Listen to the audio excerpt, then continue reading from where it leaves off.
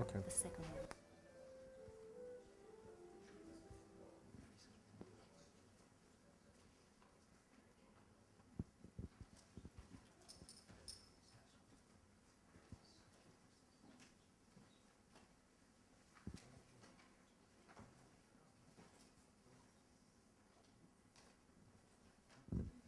Okay.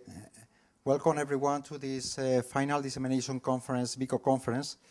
First of all, I would like to thank the hosting institution, Escuela de Organización Industrial, for giving us the opportunity of using their facilities in order to be able to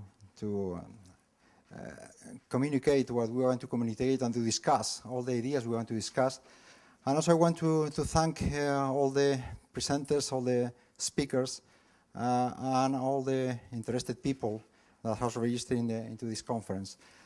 And let me now introduce Mike Wright, who is by my side, who was formerly Nottingham University and now Imperial College of London.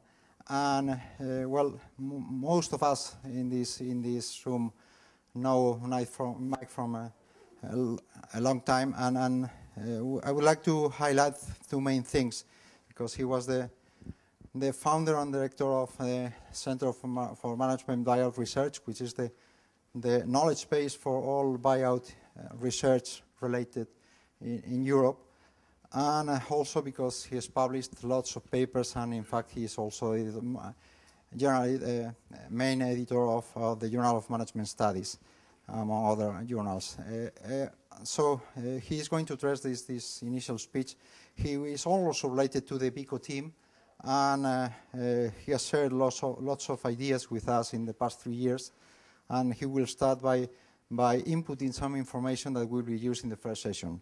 So thank you, Mike.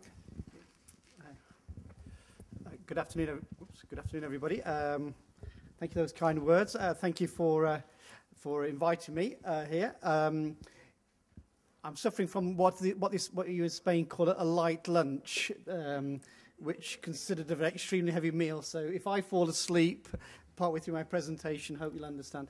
The slides, you see, it says in a post-crisis world. I prepared these in July before Armageddon let loose in August, and I was getting rather worried earlier this week with the stock market's falling yet again.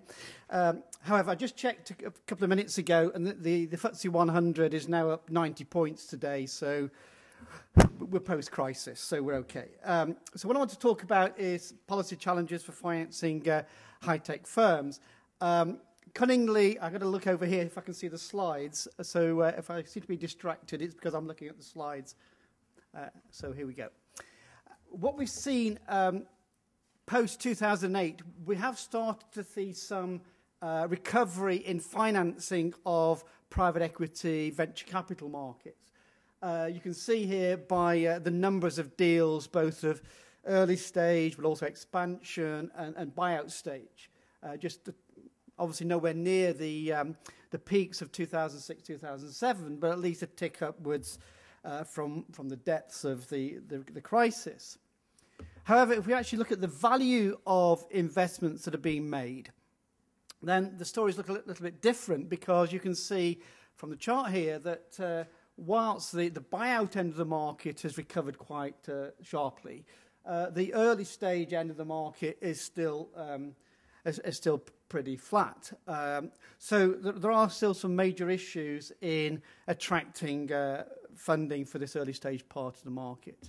And as we know, venture capitalists are still pretty reluctant to invest because about the concern about risk, but also concerns about how they're going to achieve growth. And kind of the cartoon here is kind of the classic situation explaining why VCs may be reluctant.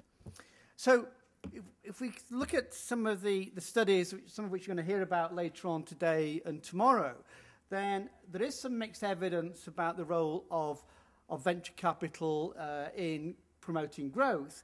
But we do overall get an impression that venture capitalists do have a positive role in influencing the growth of their companies.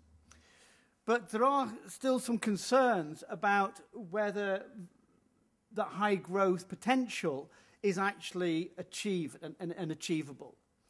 So it seems to me that we need to think of some of these challenges that arise in trying to realize this potential. And that's what I want to talk about for the main part of my presentation.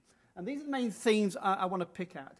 First of all, I think we need perhaps to think of a more fine-grained view of what we mean by this equity gap or the financing gap for high-growth companies.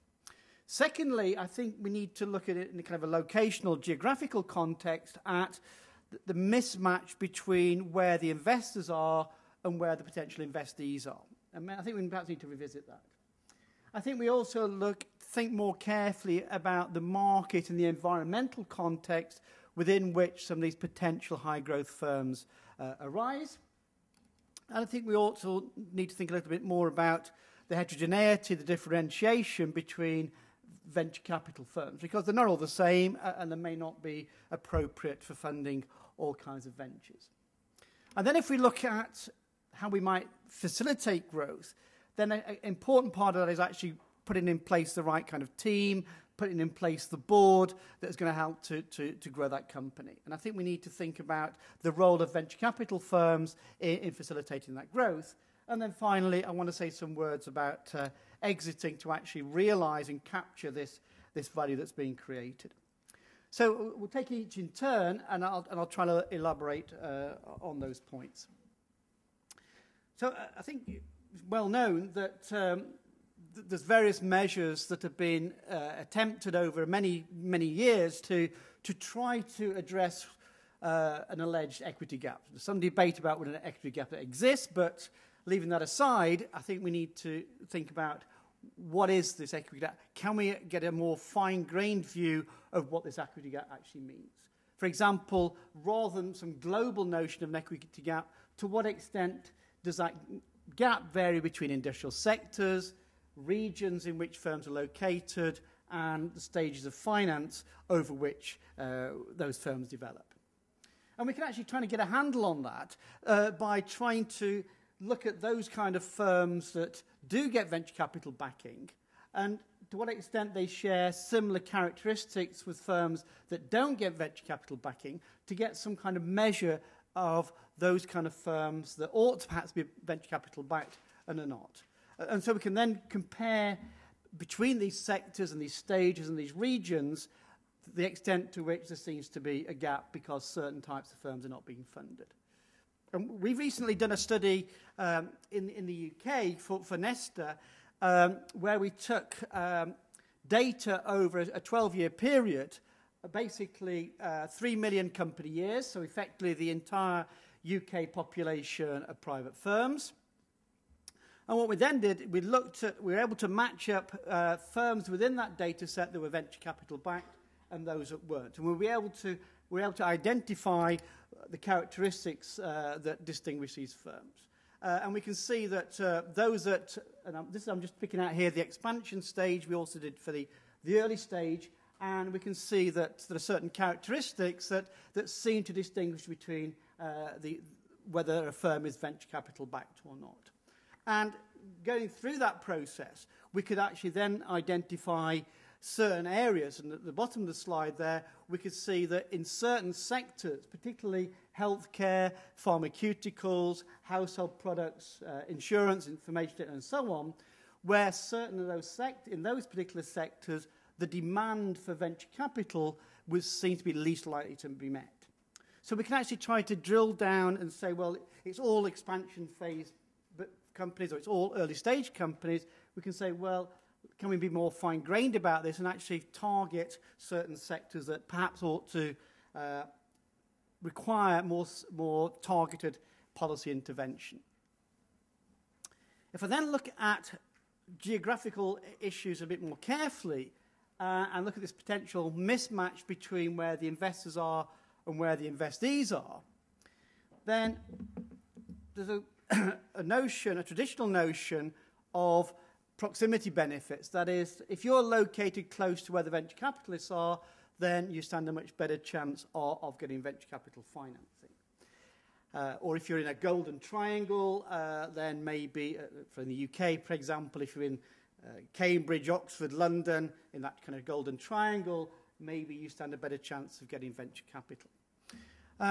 We've recently done a study looking at spin-offs from universities, and what comes clear from that is that spin-offs from what we might call the star universities in Southeast England, obviously Imperial I'm now allowed to say, but also UCL or Oxford and Cambridge, then we find that these are not significantly more likely to receive venture capital than spin-offs from other universities within those regions. And what it seems to become clearer is that it's not so much the geographical proximity that's important, it's actually looking at the ability of spin-offs from wherever they're coming from to be able to signal their quality to venture capital firms and get the funding. Okay? So we actually find that under certain circumstances, even if you're located outside the southeast of England or the Golden Triangle universities, if you've got a founder that's got experience of venture capital and entrepreneurship, if you've had previous public sector backing for your venture, then you're as equally likely, if not more likely, to receive venture capital backing than just the purely geographical location. So I think that kind of calls into question some of the policy issues that perhaps focus on this proximity benefit. And what it suggests is, kind of from a practitioner and policy point of view, is that maybe venture capital firms need to do more than just building links with the star universities, but maybe also it's an onus on entrepreneurs and their support agencies, technology transfer officers, science parks, and so on, to enable them to prepare themselves to send the right kinds of signals, to make them aware of venture capital and make venture capitalists aware of their quality.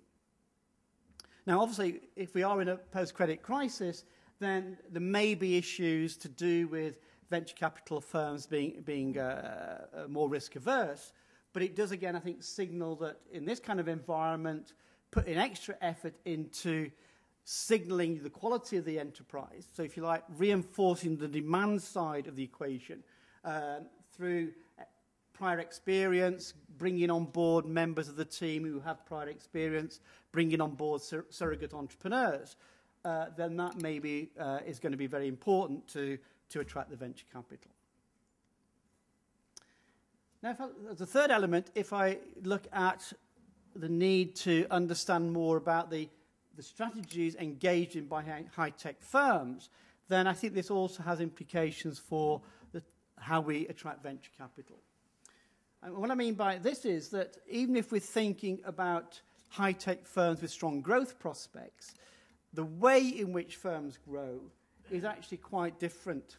So some firms may grow through growing sales, some through growing the value of the business, the value of the technology, which may be reflected in employment growth as they bring on board highly skilled employees before you actually see growth in revenue.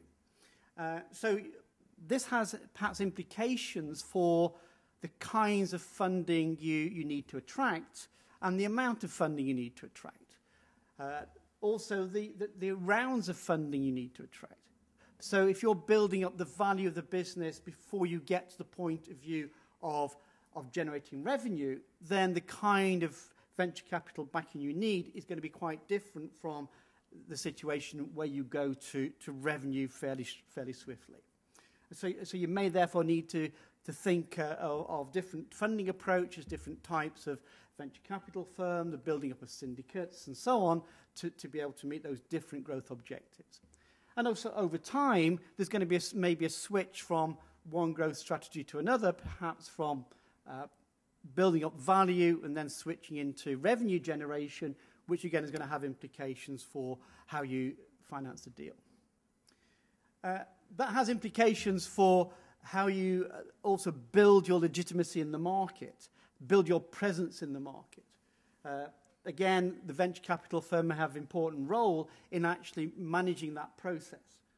So if you're following a product strategy, you may want to keep below the radar initially, at least to build the credibility of your product before incumbents in the industry begin to retaliate. Whereas if you're building technology and the value of your technology, you may want to make that well known because you're perhaps thinking of potential alliances, potential acquisition by incumbents who are going to give you a premium on that value. And then you may have a hybrid strategy somewhere in between, and you need to resolve that tension. Then on the fourth point I wanted to address was looking at the market and the environment within which high-tech firms, high-growth firms are operating. And it's maybe a bit small to read in detail, but basically the idea is that even within high-tech firms, high-tech potential growth firms, the environment and the market in which they operate may be more or less complex and maybe more or less stable. And depending on the environment in which you're operating, then the way in which you build your value, again, maybe through the product you offer, but it may also be through the technology you offer. And each of these quadrants is just schematically a way of trying to portray that difference. So for example, if we have a highly complex environment and a highly stable environment, then we're talking perhaps about building up employment growth, which is a reflection of building the value in the business. Or quadrant 3 there, if we're talking about highly complex environment, highly complex products, low environmental stability, then the proposition may be a hybrid between technology and market. That is, building the revenue stream as well as building the value of the technology. And what that suggests then is we perhaps need different amounts of venture capital, different types of venture capital specialists who can help us to grow the business in those kind of contexts. So, for example, in quadrant 3 there, then we may need more specialist VCs to fund acquisitions, to get us down the value chain, get us closer to the market, to get us to the revenue, whereas if we're in quadrant 1, then we've got low complexity, simple environment, very stable, then maybe we don't really need that much venture capital. So I think thinking about it schematically in that way may help us to target firms differently and to target our offering to those firms as a venture capital firm quite differently. And then if we look at the context within the university, then different technology transfer offices within universities developing these firms may also be quite different.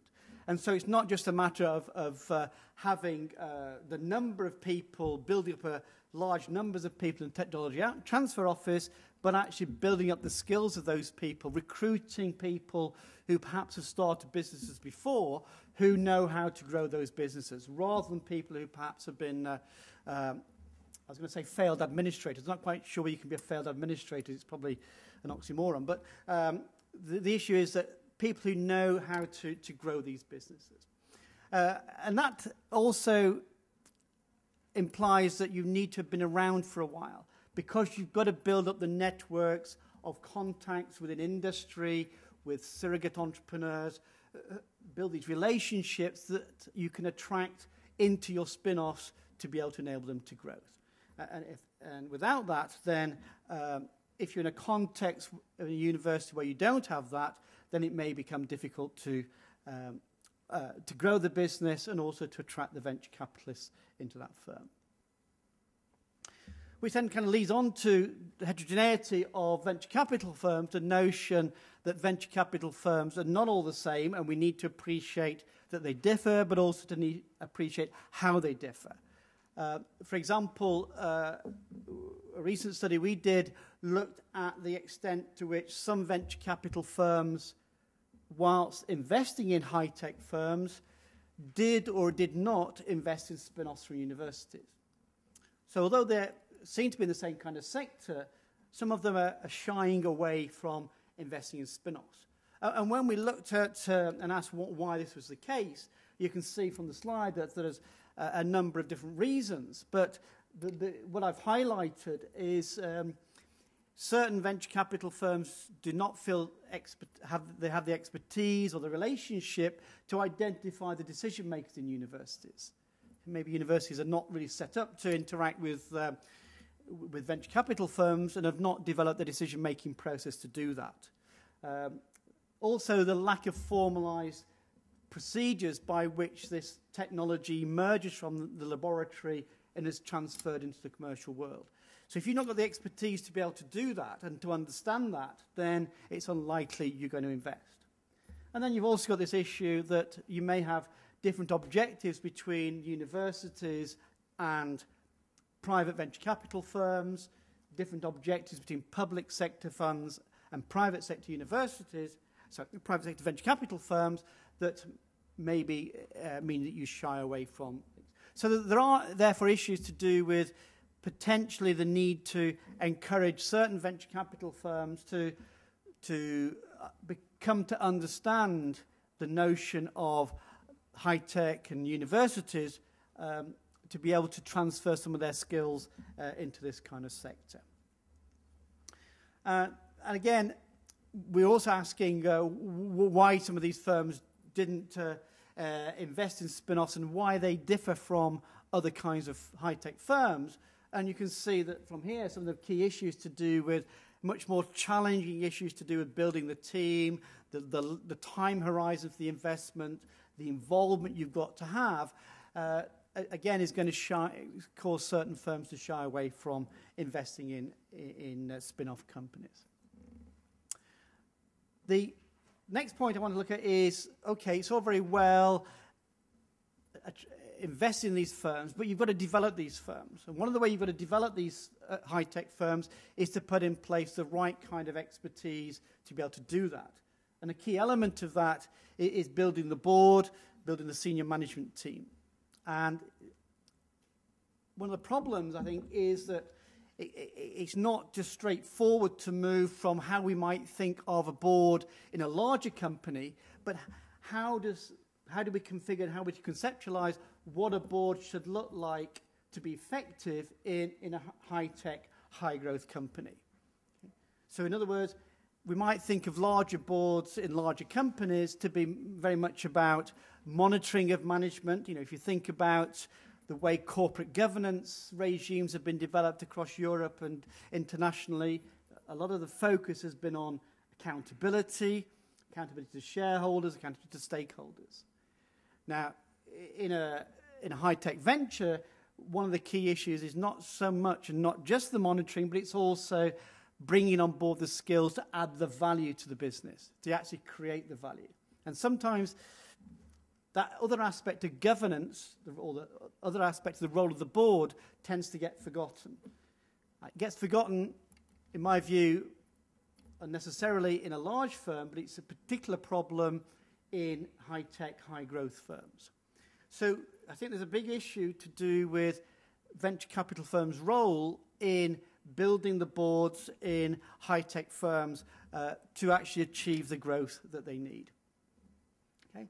So you've got to think about how you might bring on board, literally on board, the kind of directors who've got the skills to add the value and are not just going to sit there and monitor the business from a financial point of view from day to day.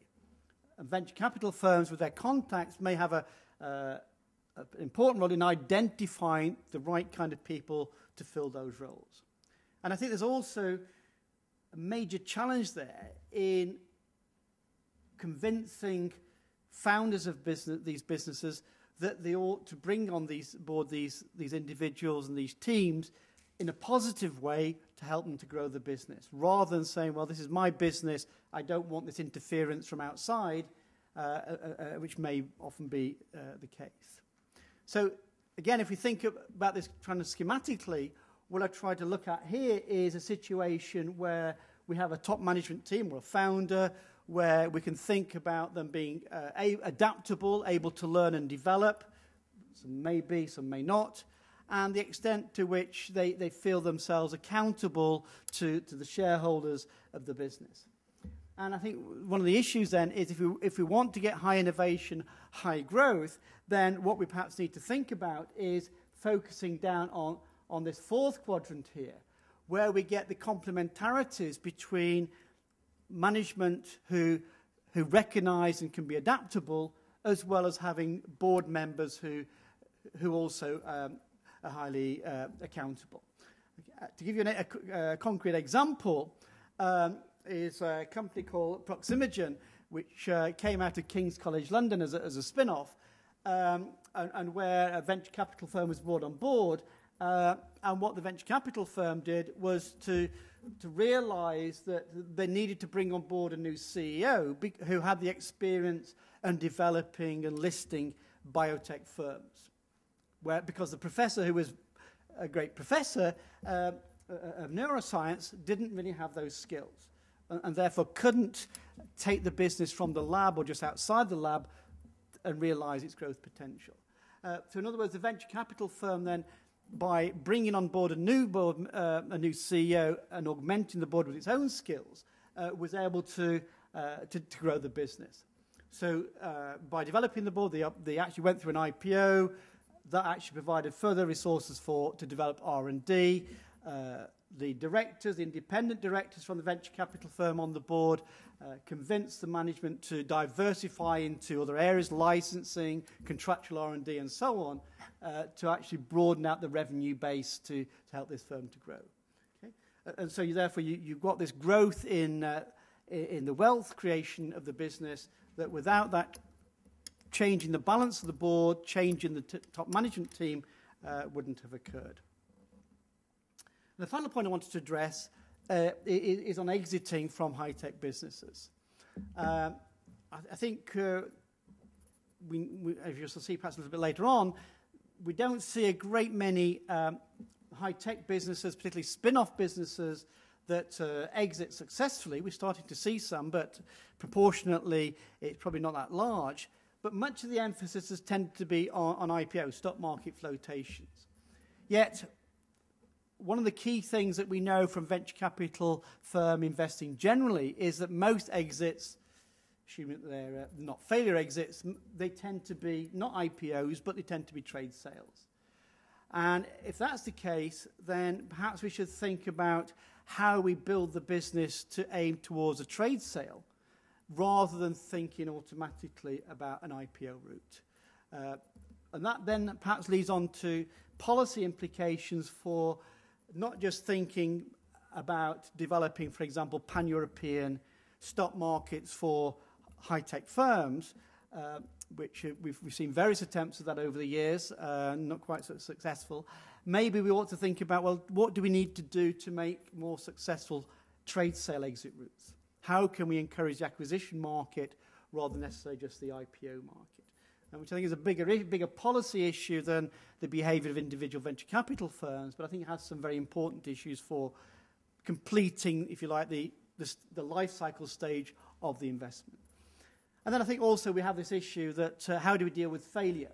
And I think it's a particular issue, perhaps currently, but it's a particular issue, I think, in high-tech spin-offs, because many issues relate here to not just whether the business is successful, but it also related to recruiting successful professors with whom see the spin-off as their baby and they don't want to let it go.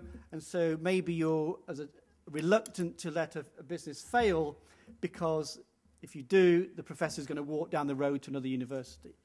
So there are important issues here about how we manage failure. Do we allow enough firms to failure? And how do we actually try to avoid failure and so on? So I think that's an area that is important, because if we have scarce resources in technology transfer offices and venture capital firms, are we wasting those resources on maintaining businesses that are not going to go anywhere, whereas we maybe ought to transfer them into other kinds of sectors? So to conclude, just with some open questions that it seems to me that we still need to think about, is how do we develop appropriate boards and control systems over the evolution of a venture? Okay, it's all right saying, well, at this stage we need a board to look like this, and at a later stage it needs to look like that, but actually how do we move across that process? Because there's going to be challenges, resistance from incumbents to dealing with that.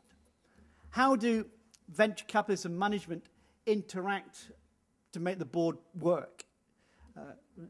You may bring in board members from outside, but do they really gel together with the founder team? How do you actually develop your strategy over time? Going from a technology market, building the value of the technology, to building the revenue stream, and actually to building international growth. It's all very well saying that's perhaps what we ought to do, but to make that process work is quite difficult.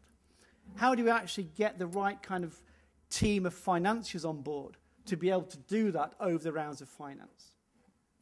And finally, how do you make that syndicate work? Not just bringing in the finance, but actually how do you deal with problem cases? How do you deal with different growth strategy choices at each stage of the finance? So I'll stop there and we'll see what about questions. Thank you. Well, thank you. We'll start now the first panel, and we will address some of these questions now with Ella, together with other questions. Massimo, you take the role.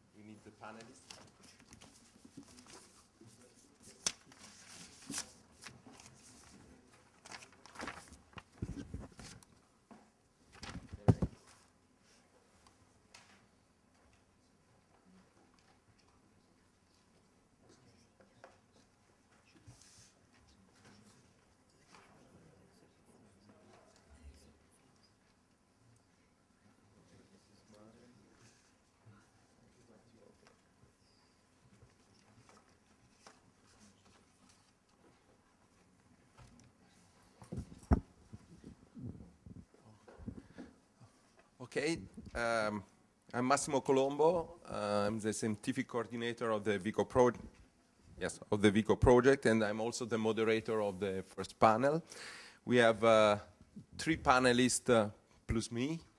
Philippe Moustard from Paritech, Vladimir Bilek from the DG Economic and Financial Affairs of the European Commission, and Andrea Montanino from the Italian Ministry of Economics and Finance. So my role is to introduce operation, and then I will give the floor to the 3 panelists in this order. Okay, the key issue we are addressing in this first panel is what's happening with the crisis, what's happening to European entrepreneurial finance with the crisis. And I will introduce operation by giving some very brief highlight from the evidence we have collected in the VICO project on this particular issue. But before doing that, I will give just some brief information about the data infrastructure that we have built, and which is the basis of most of the work you will hear about in these conferences. The VICO database is a database on European high-tech entrepreneurial venture. It includes more than 8,000 European owner-managed firms, and about almost 10% of these firms are backed by venture capital. They are located in 7 European countries, and one important characteristic in this data set is that we have longitudinal data on these firms covering, there is a mistake, it's not 2004, it's 94, so covering 15 years. That also means that we are covering both booming and bursting period of the economic cycle. About 3,000 of these firms survived as independent firms up to January 1st, 2010, and so we are able to observe these firms and their performance over the crisis. Just to give you an idea of what we have in the data set, as I told you before, the focus is on high-tech venture in both manufacturing and services, and actually more than half of the European high-tech firms we observe are in services, especially in software. There is in manufacturing most of them are either in information communication technology or in biotech and pharma. And this, of course, is no surprise. Most of these firms are small, as you see. 67% of the firm have I'm giving figure about firm size measured by sales in 2006 and age in 2008.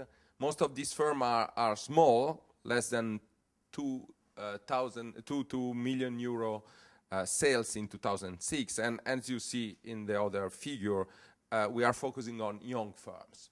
Okay, so the evidence we give is especially about small, young, high-tech European firms. As I told you before, the data I'm presenting do not concern the entire database, concern data which have been collected through a survey, which was directed to understanding the effect of the crisis on this firm. It's quite interesting to see which type of firm I'm considering in the second part of my brief talk. We have venture-backed and non-venture-backed firm.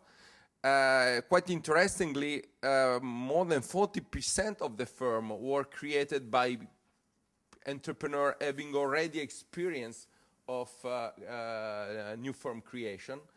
So there is a considerable number of serial entrepreneurs in the database, and around 25% of this firm are academic startups. So their firm has been created based on scientific knowledge produced in university. And as Mike told us before, this is particularly interesting issue, especially for Europe. Okay, here you have the employment growth rate and sales growth rate before and during the crisis. Well, let's focus first attention on the period before the crisis, 2007. What we have here is a quite important positive growth rate of both sales and employment. So this group of firms were growing quite rapidly, especially for European standards, and were creating a sizable number of new jobs. And we do know that these tend to be high-quality jobs. So a relative large number of new jobs are for graduated people. What happened in 2008 is that there was a big negative shock in sales, while employment was still growing, even though at a much slower rate than in 2007. Okay, so quite first interesting point, the first reaction of this firm was to try to keep their employment. And I interpret it as it's an attempt to protect the human capital they have, which is one of the most important sources of their competitive success. In 2009, the crisis was still worsening, and in fact, we see a larger decrease in sales, and then also employment started to decrease. This is the average picture that we got from the VICO data about the crisis. It's quite interesting, and I will. In my presentation, you also have more detailed data. What is interesting to see is that in 2009, the crisis was there in every European country and in every industry, while there is some differences among the countries in the dynamic of the crisis. Okay, but it's clearly, for high-tech European firm, it's clearly a global crisis. It affects every industry and every country. Again, we also are able to make some distinction about the response to the crisis of the different type of firms in terms of age and size. Just a brief remark about the size. If you observe 2007, we basically got the typical stylized facts from the so-called algebra law literature. which say that larger firms are growing at a smaller rate than smaller firm, and older firms are growing at a smaller rate than younger firms. We do have in the VICO dataset. What is quite interesting is to observe that in 2009, every firm basically were decreasing at the same rate. Okay, so the crisis affected every type of company, smaller or larger, older and younger.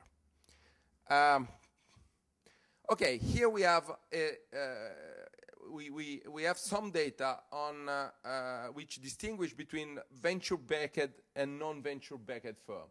And the data are quite interesting. Before the crisis, venture-backed firms were growing at a much larger rate, concerning especially sales, but also employment. And this is in line with the evidence we have collected in the VICO project concerning the booming period. So in Europe, we document a sizable treatment effect of venture capital in these different forms, and there is heterogeneity depending on experience of the venture investor, the type of investor, and so forth and so on. But on average, there is a positive treatment effect of venture capital investment on every measure of performance. And this was what happened before the crisis. In 2008, we observed that still, as concern employment, there is still a big difference in favor of venture capital-backed firms. On the contrary, as concerns sales, both venture capital-backed firms and non-venture capital-backed firms were deeply affected by the crisis. But what happened in 2009 is that venture capital-backed firms seems to react more rapidly than non-venture capital-backed firms.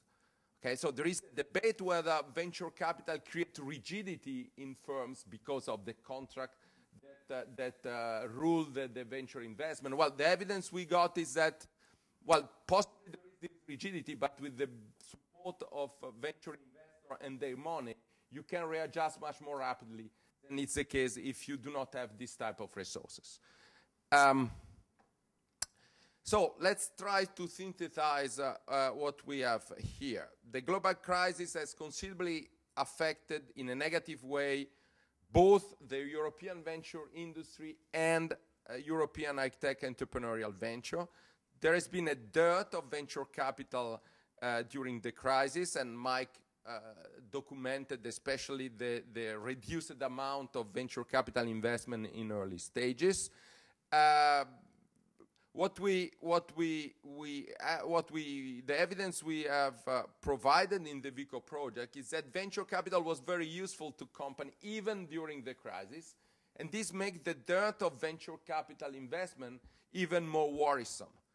To some extent, the risk is that the crisis may magnify the structural weaknesses of the venture capital industry in Europe, especially the fragmentation at local level of the industry and the lack of competition among experienced players. And in this way, it may reduce the contribution, the potential contribution that venture capital could provide for a rapid recovery of this segment of the European industry. There are a number of issues which I raised for my colleague in this panel. Well, I think that the first and most important issue is how could early stage financing of small firms be supported and stimulated in the uncertain period generated by the crisis. And second important issue is how can a European industry, venture capital industry, be created in the post-crisis period. And the third important question, which I think is very interesting to debate, is that, well, of course there is a big market imperfection, especially in the financing of small and young firms, which have been emphasized by the crisis. But what could be the role of the public in this context? and how can the weaknesses of public VC be overcome, or in any case, how can public intervention in this area be restructured and redesigned? And last but not least, how can synergies between different agents operating in the European entrepreneurial finance landscape be created? Well, I think there are number of interesting questions, and I am waiting for interesting comments and discussion on these issues. First speaker is, could you be kind enough, please? Okay. Hello, my name is Philippe Mustar. I was involved in two what we call work packages in this project. One work package about public policy and another one about the non-financial value added of the VC. So I will not summarize this work. I just want to discuss some points about public intervention and a new model of financing. Okay. How can I? Take my seat. Do that. Can you, I can use that. Great. Okay. Can help me this one.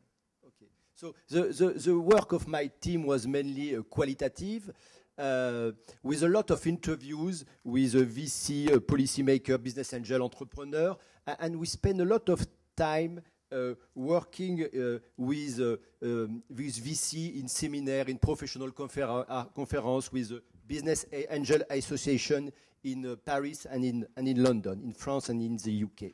So my first point will be about the differences between the dot-com, the crisis of the early 2000s, the dot-com crash, and the 2008 financial crisis.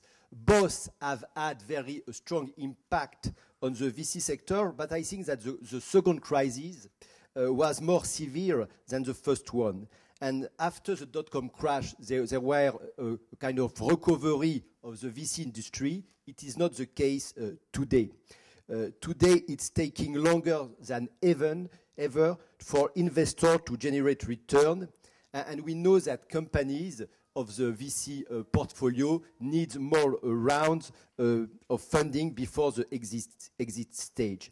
So another difference is between between the dot-com crash period and the current period is a strong involvement of public funding, and the situation today will be worse without this public financing. But I think that the current crisis of the VC is not only the result of the financial crisis. It's a deep one, it's a structural one. And we find this idea in the academic literature. This is a part of an editorial of venture capital. And the same idea in newspaper. For example, this article from Business Week, with this idea that the VC financial model no longer works. The VC financial model, the model 2 and 20, 2% of fees and 20% of carried interest. So we have today, to summarize, a very negative performance of the VC. We have the financial crisis, and we have new rules like BAL 2 or Solvency 3. And the effect of all these elements is that LPs, limited partners, shrink their allocation to VC. And there is today, I think, a total renunciation of the private sector to go in this field. So this is why public intervention and new model of financing are, I think, important. The question with this slide, the question is, who are the main provider of the early VC in the UK? And you see there is three kind of provider, three kind of fund. In light blue, you have private funds. In deep blue, you have public one. And in medium blue, you have a public-private hybrid fund. So you can see that in 2001, more than 72 or 73% of the deals in the UK were made by private funds. if we look at the situation in 2007 and we have the same figure today, we see that the private funds are less than 50%. It's around 33%. So it's a very strong change, I think. The public sector has become considerably more important as an investor in the UK, and not the same figure for France will not surprise you, but in the UK, very strong role of the public sector as an investor. But what is maybe more interesting in this figure is the composition of the private sector. Who are the private investors? In fact, in 2001, these private investors were mainly a private VC fund. Today, it is not the case. There are mainly individual or business angels. The funds are becoming less significant, and private individual, what I speak about private individual, I mean mega angel investing alone, angel syndicates, and other forms of organized angel investing. So to summarize, in the UK, private investors are proportionally less important. We have a new composition of the private investor from funds to private individual, and today hybrid or co-investment, public and private, are becoming the rule. I propose you to cross the channel and to go in a more Latin country, in France. And on this figure, I try to draw the evolution. So I will not speak here about VC. It's private equity, so very larger. The VC is 7 or 8% of this amount. And you see the evolution of the annual French private equity investment. So in 2007, 12 billion of euro. A drop 2007, 2008, 10 million, a very strong drop in 2009, only 4 billion. And if we look inside this private equity investment, the part of the VC money, this is what I have done on this other figure, it's very surprising because between 2007 and 2008, there is not a decrease, but an increase of the VC investment and a very light decrease later. So we are here in front of a kind of paradox, one more French paradox. There is a strong decrease of the private equity investment, but the VC seems to be okay. So how can we explain this paradox? I think I will try to show you the role of the public schemes in this evolution. I give you just 2 examples of public schemes to support VC funding. The first one is we have in France a very strong, powerful state-owned bank.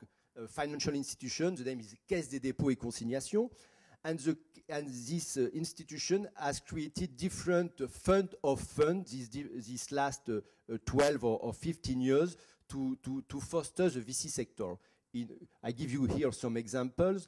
In 98, a public fund for the VC with the support of the European Investment Fund, and in 2006, for example, we have created France Investissement, and it's 2 billion of euro for 6 years, so it's 300 million of euro per year to develop the venture capital to innovative SMEs. I give you another example of a scheme for individual investors. The name, it's a kind of mutual funds investing in innovative companies. We call that Fonds commun de placement dans l'innovation, FCPI in France. So it's the best well-known private equity investment vehicle in France for individual investors. It's kind of fund which are specialized on the VC market. They have to invest at least 60% of their money in innovative company. For individual like me, I can get this fund at the post office or at the BNP Paribas at the corner of my street. I get a tax deduction of 25% of the amount I invest. And what is very interesting is the amount of money collected for the VC sector with this scheme. Between 1997 and 2008, 5 billion have been collected, and 2.6 billion have been invested in innovative companies. So look at the amount of the amount invested every year. In 2006, 400 million of euro. In 2007, 400. 2008, 440 million. If I go back to this figure, you see that the amount invested every year in France in VC, it's around 600 million of euro.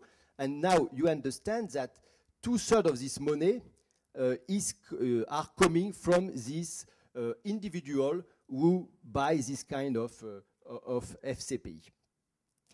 So what are the results of this policy to develop a VC sector in France? Well, the rationale, the idea, the rationale that was that this public fund, this public money will have a kind of leverage effect on the private sector.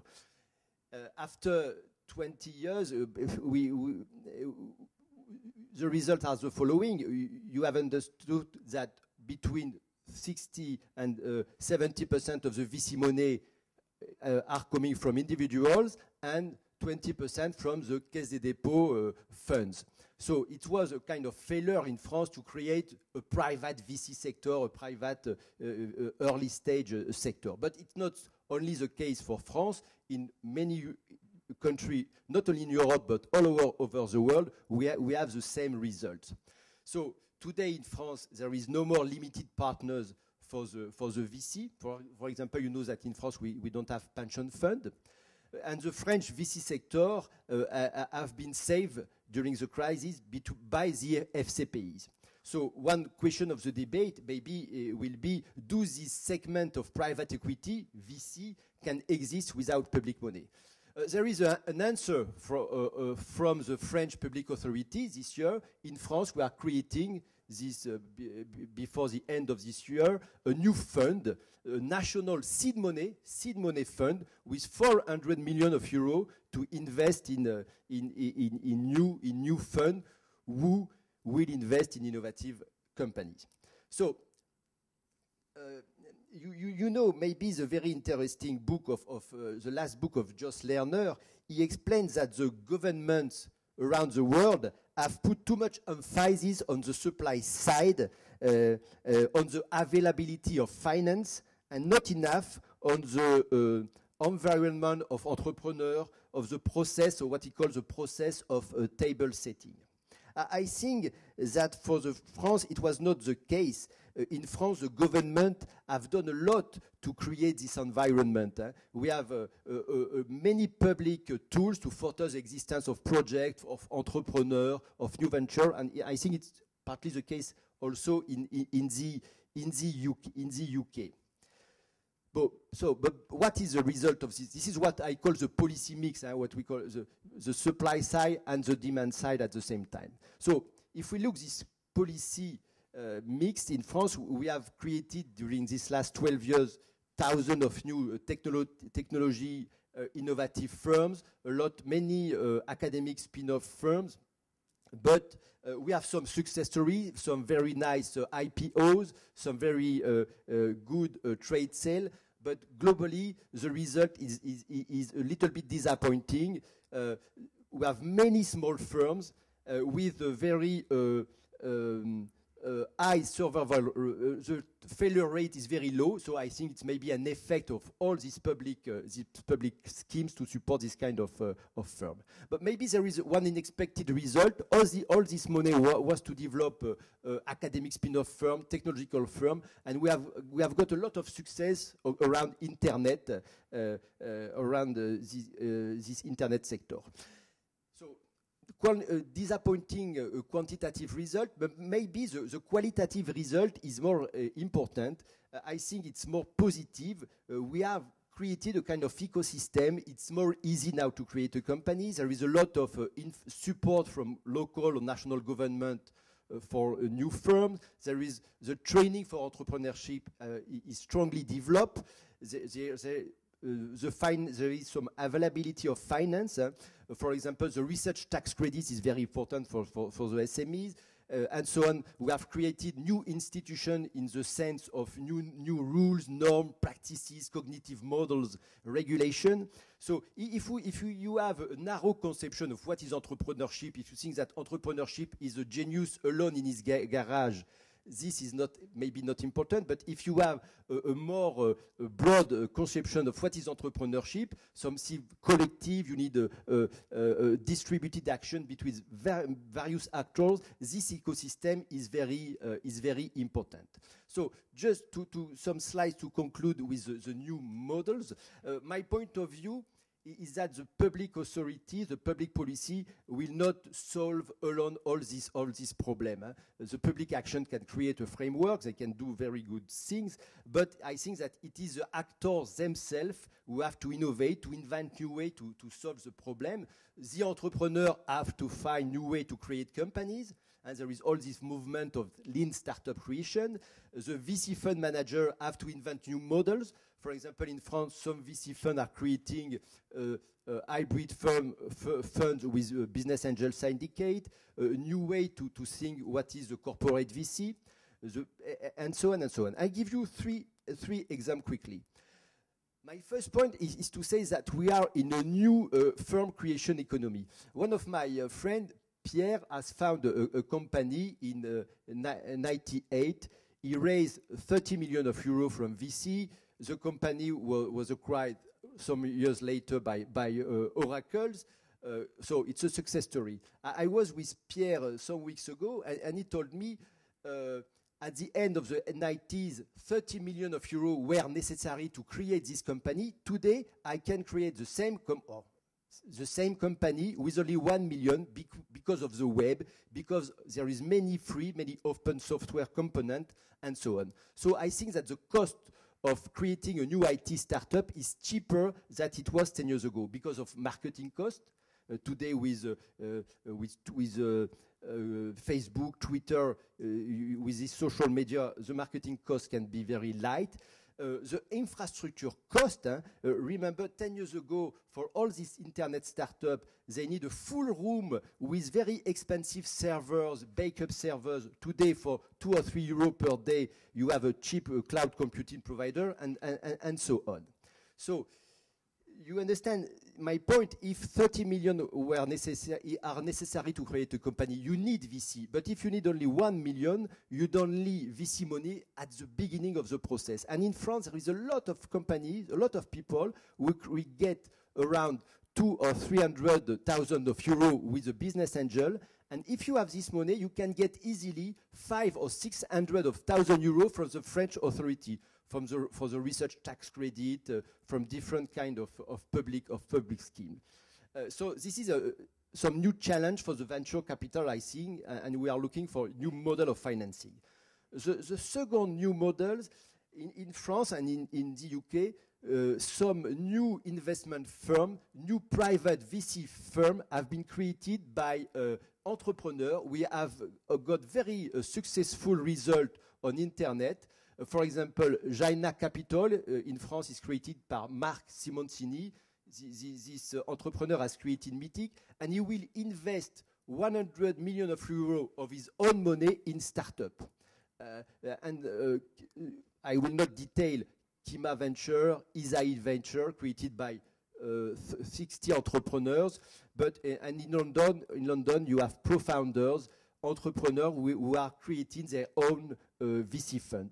So it's interesting, I think, to follow this new actor in the VC sector. Last point about startup accelerator, and we have in the report one example with the Finnish case. But in London, for example, The first one was created by 3 entrepreneurs who have got a lot of money. They buy a place in London and they finance companies. The companies are it's not an incubator. It's a place where they bring capital and very strong coaching. In Paris, we have the same place. So I have no time to detail because I am too long. But in both cases, we have startup at the same stage of development. We have the same problem. We work together. This is why I am very and this model as the first model about. Entrepreneurs who create their own fund. This model relies on the transmission of competencies by experts in the field. So I think I am very optimistic, in fact, on the future of entrepreneurship in Europe because we have a new generation of entrepreneurs who create community of interest and we have a culture to work collectively. So my last slide. So I think that public intervention as the new models are both the result and the answer of the renunciation of the private sector to go in VC. So the question is, do early stage VC can exist today without public money? Which rationale for the public VC? How to address more that only a greater supply of funds? How this finance is provided is very important, I think. This idea of new model, public policy, I think, have to foster this new model to finance this new experimentation. The VC play, I think, in this idea of a collective, distributed ecosystem of entrepreneurship, the VC play a very important role of creator of this connection, of this network, which are very necessary today for entrepreneurship. And last but not least, for future research, I think that we know to follow this new model of financing to understand their impact on this sector. Thank you so much. Thank you. Thank you, Philippe. I will keep question at the end of the first talk of everyone. So.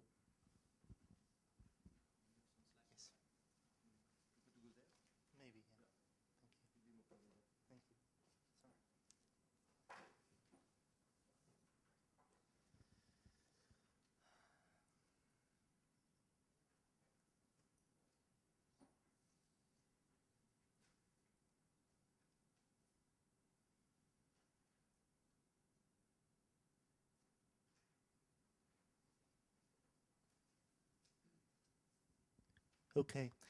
Good afternoon, everyone. My name is Vladimir Bilek. I work for the European Commission, but I'm not a policymaker. I'm not going to bore you to death with what I do, even though I have a couple of slides about it, but I'm not going to show them to you. Basically, what I do in just 30 seconds is I manage a program whereby, or I help to manage a program, it's not just me, whereby the Commission invests into private independent venture capital funds that then invest into these high growth companies. And the aim is, of course, to try to support innovation. So I will just make a couple of comments, not as a policymaker, but mainly based on what I see is happening in venture capital funds. Because what I see on my desk every day is proposals of investments into venture capital funds, into independent ventures. So I see basically newly started venture capital funds in Europe that are in their fundraising stage and what they're planned to do and what their strategies are going to be. Okay, but we talk about the crisis and the impact of the crisis. So I'll jump to one slide that you all probably are more or less familiar with, or at least the picture you will be familiar with. And that's the development of fundraising and investments in venture capital in the European Union over the last, well, roughly 10 years. So you see clearly that both fundraising and investment peaked in 2000, and then we had the dot-com burst. And it was going down the drain up to 2003 when it picked up a little bit until 2006, and we saw a nice peak and we thought everything was wonderful, and then the crisis of 2007, 8, 9 came and is still continuing. By the way, if we were to look at 2011, my guess is that at least the beginning of 2011 was looking better, but since the events of August, I don't dare say what's happening now. Okay, why am I showing this picture? It, I think, relates a lot to what Philippe said, that in times of economic boom, there was a lot of private investment. So in fact, the high charts include a large proportion that came from private sources.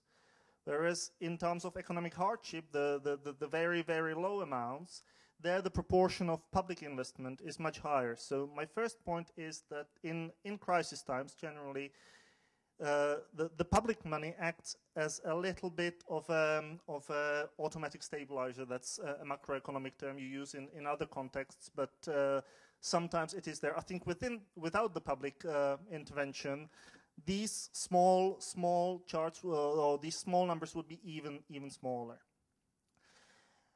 The second thing I want to mention about this is that clearly VC is a very cyclical industry. You see that when the economy grows, the confidence is high, VC grows as well. When it goes down as well. The unfortunate thing is that this shows the supply side, but on the demand side, if you have innovative companies looking for financing, the picture is not so nicely cyclical. In fact, it's very different. Either you could claim that innovation happens naturally and is more or less the same every year, or in fact, I would argue, and some studies do show that it is in times of economic hardship when people are forced to think out of the box and try new methods and companies restructure. So in fact, there is more innovation happening in those difficult years than in those happy years when we can all rest on our laurels and think, wow, the future is great. So you have a huge mismatch between supply and demand. In the nice years, you use a lot of the potential for innovation in an economy because there is sufficient financing. In the bad years, even the good projects sometimes don't find the venture financing that they want because it simply isn't available. One of the reasons, of course, is, and we heard that as well, was that with the crisis, of course, there is a huge element of risk aversion. So a lot of the investment went into later stages of private equity because there the risk is slightly lower, whereas venture capital, especially for the early stages, is considered highly risky.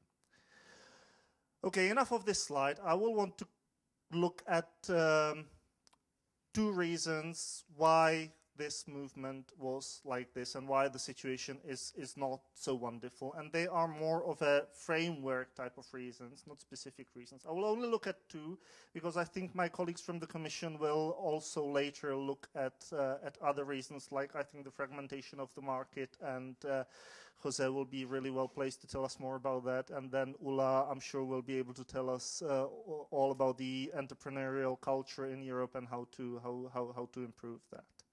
Okay, so my 2 points I want to make are first about the rate of return in venture. And I'm comparing here the United States and Europe. It's not a fair comparison, but nonetheless, it's an important one.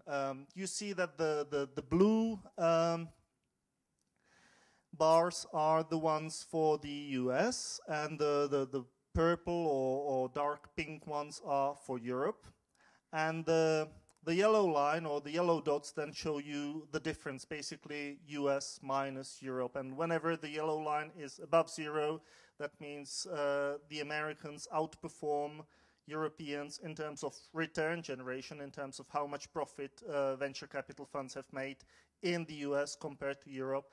And when on the rare occasion in 2000 and 1999 it's below 0, that's when the Europeans outperformed the Americans, but at that time it was that they just made smaller losses than the Americans. It's not actually that they were better.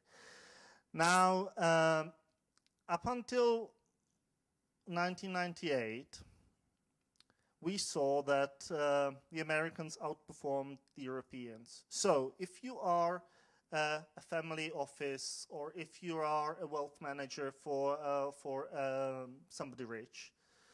Basically, based on this chart, your advice should be, if you want to invest in venture capital, invest in the US, because there you are more likely to get higher returns. Now that's very unfortunate, and that shows that in Europe venture capital is simply not providing the same kind of return. And if we want to make it interesting in Europe, we have to look at the causes of that. Now, later on, of course, and that's even more troubling, we see that from 1999 onwards, the rate of return has been negative. So, in fact, what this chart is telling you, that from 1999, as a wealth manager, you should be telling your clients, place your money in a savings account in your bank. It will give you 1.5%, but at least it will be positive. You may not beat inflation, but don't put it in a venture capital fund. Of course, this is average for the industry. So there were funds that brought positive returns, but the situation was difficult from 1999 onwards. It's improving, but it's still not very good. So the negative rate of return is one of the reasons why you saw on the previous chart a sharp decrease. Of course, there is this uncertainty. Of course, there are other reasons, but one of them is definitely this negative return. And then one other aspect I really want to talk about is deal flow. It's the number of deals or number of companies that exist in Europe that are actually fundable by venture. Because at some stages, of course, public policymakers thought, okay, there isn't enough money in European ventures, so we'll just try to throw more money at them, and that will solve the problem. Now, the trouble is that various indicators will show you that simply there are not so many VC fundable companies in Europe compared to some other parts of the world. So even if you have enough money invested into venture capital firms, these venture capital funds can't find the good deals that will bring the returns back, at least compared to the US and maybe Israel or some other parts of the world. Now, why is that, or what am I actually talking about? I'll show you anecdotal evidence. I know you are an academic audience and you want thorough research, and I will only present you anecdotal evidence, so I apologize for that. But I think this evidence will illustrate slightly what I'm talking about. This first chart is really just an introduction, but it shows you the number of European and American Nobel Prize winners for physics, chemistry, and medicine. And I have these three areas there because obviously the company is very often funded by VC, benefit from the research. And what I'm trying to show is basically that Europe does not have the cutting edge anymore. So it's in the US that the Nobel Prize winning research is being done, or more of it is being done, and that, in my opinion, is one of the arguments showing that simply there is more VC fundable companies in the US. But anecdotal evidence, I tell you, I will show you more.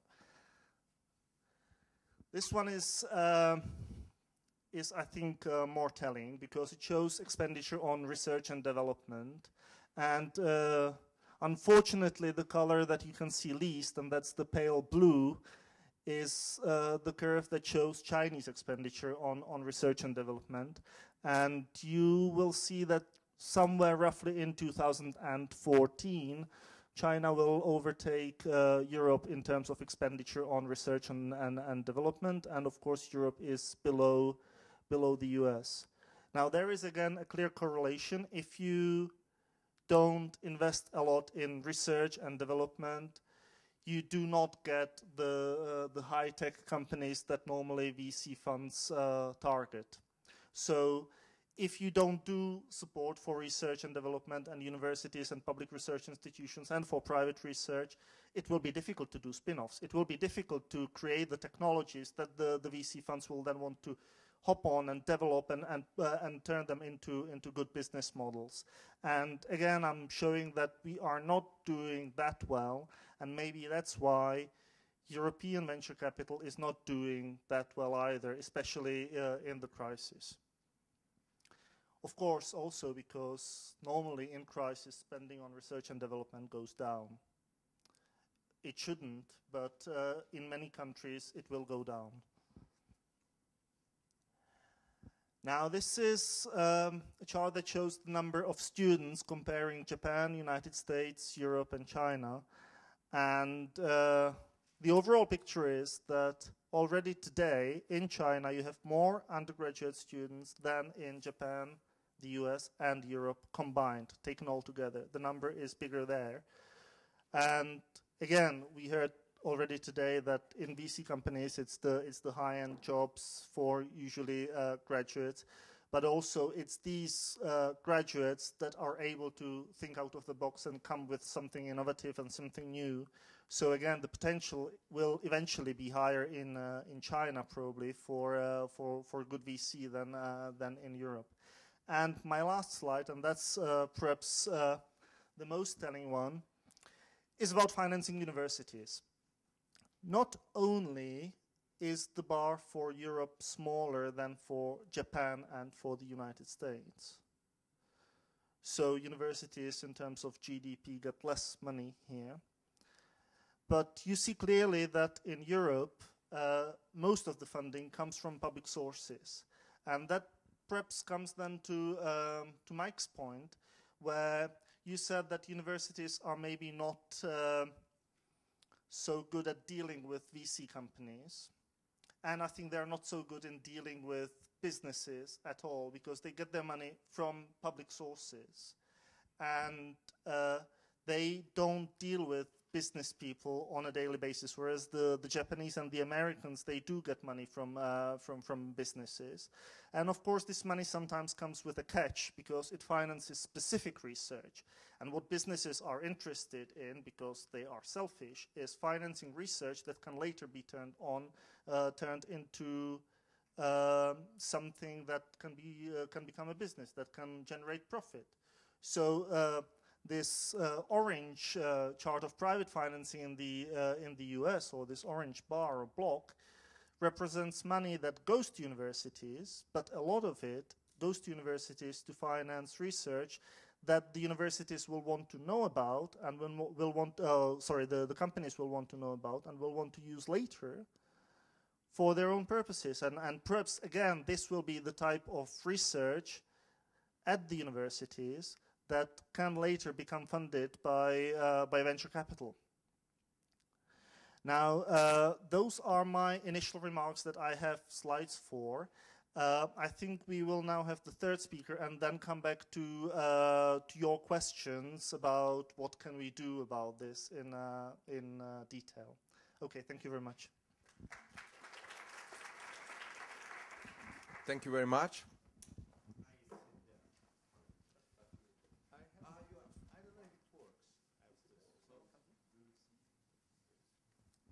I sit there. Okay. Yes, I think it works. Okay. Very big share. Eh? I invest.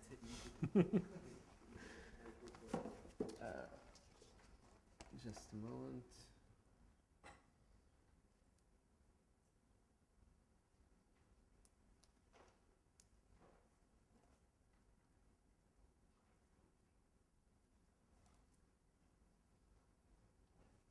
Very poor technology. You need a Macintosh? Okay.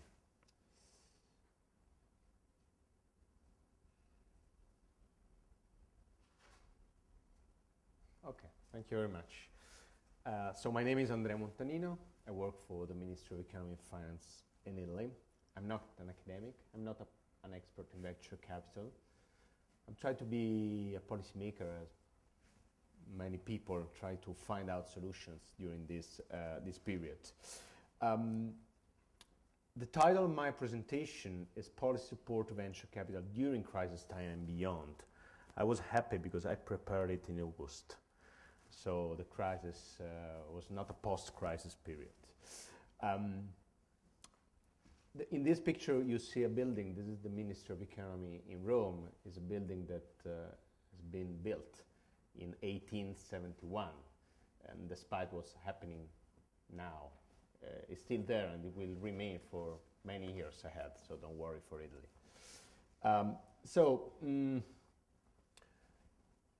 In all conference we go, we always start with crisis, talking about crisis. And also this conference, I think, is important to focus on crisis time and beyond crisis time, because we have to think about solution. We have to think about policies that don't try only to solve, say, contingent problems, but also to try to give a future and to look ahead and to increase economic growth for all European countries. So talking about venture capital means talking about something for the medium to long term. What crisis means for me?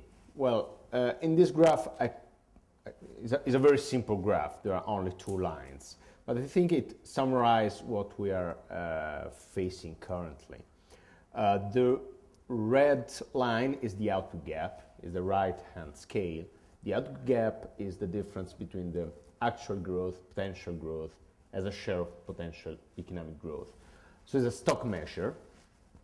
And you see that up to 2007, 2008, the output gap was positive. It means that the accumulated growth in European countries, EU 27 countries, was higher than, say, the trend growth. From 2008, 2009, we have an accumulated loss. And the years ahead, we expect, I mean, the European Commission, these are forecast by the European Commission, expect still a huge gap between the actual growth and the trend. So what we have ahead beyond the crisis is still, I mean, a big gap in growth. The second line is public debt to GDP ratio. It's the left-hand scale. This is the accumulated public debt to GDP ratio for EU 27 countries. And again, you see that up to 2007, 2008, the debt to GDP ratio remains more or less around 60%, Maastricht Treaty value. But from 2008 onwards, it grows. This forecast has been done in June. I expect the new forecast will show even worse figures, both for the output gap and the public debt.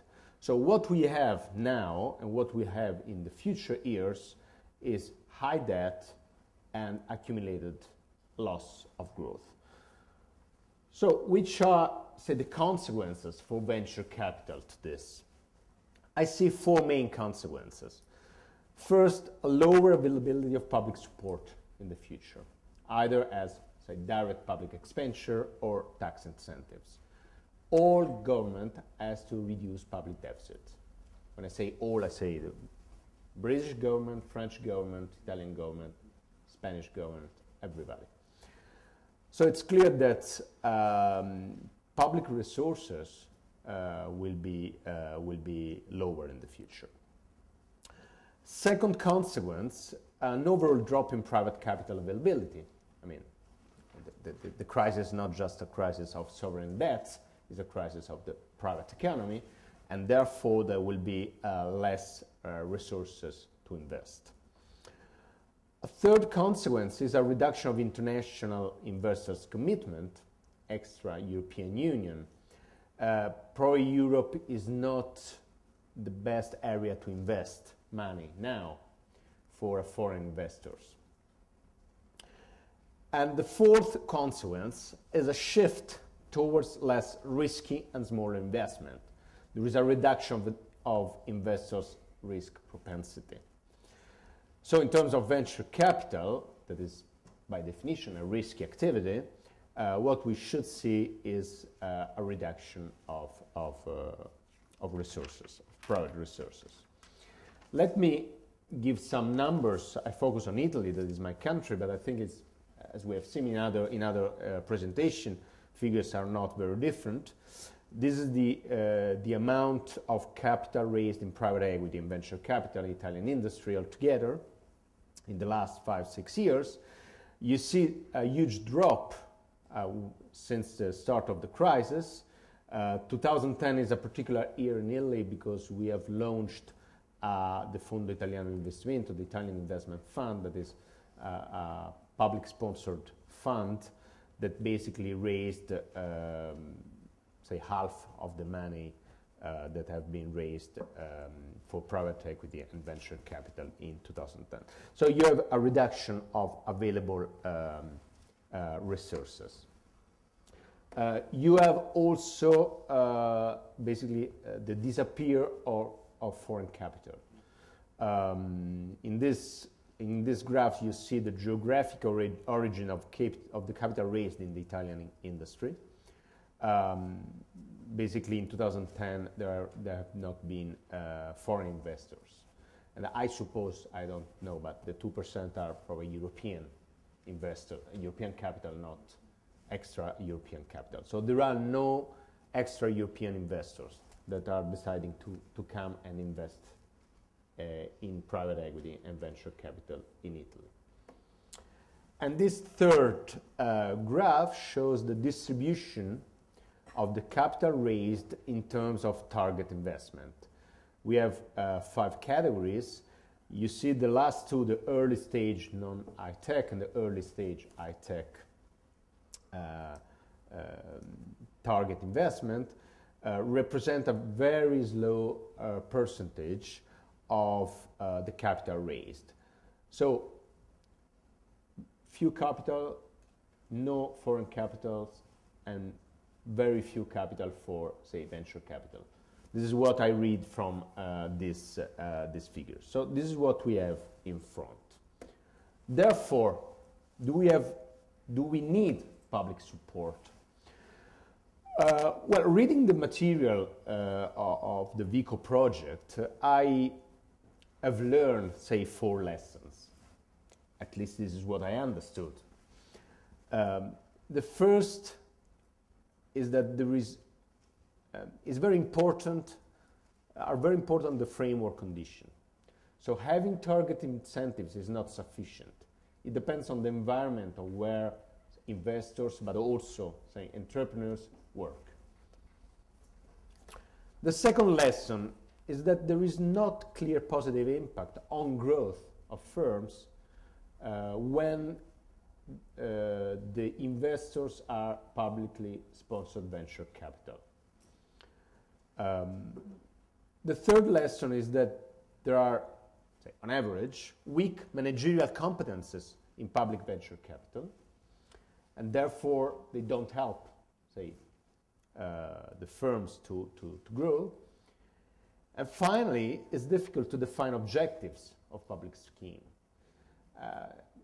In effect, I mean, which is the objective? Is return on equity? Is employment? Is social? There are some social interest and whatever. So it's very difficult to have objective. So if I stop here, this lesson, I would say, well, there is no big need for public support, and in any event, the support is very is not very supportive. However, European rate of economic growth has to be enhanced, in particular the Italian one, and therefore we have to find out policies that can help to raise the potential growth, the structural rate of growth.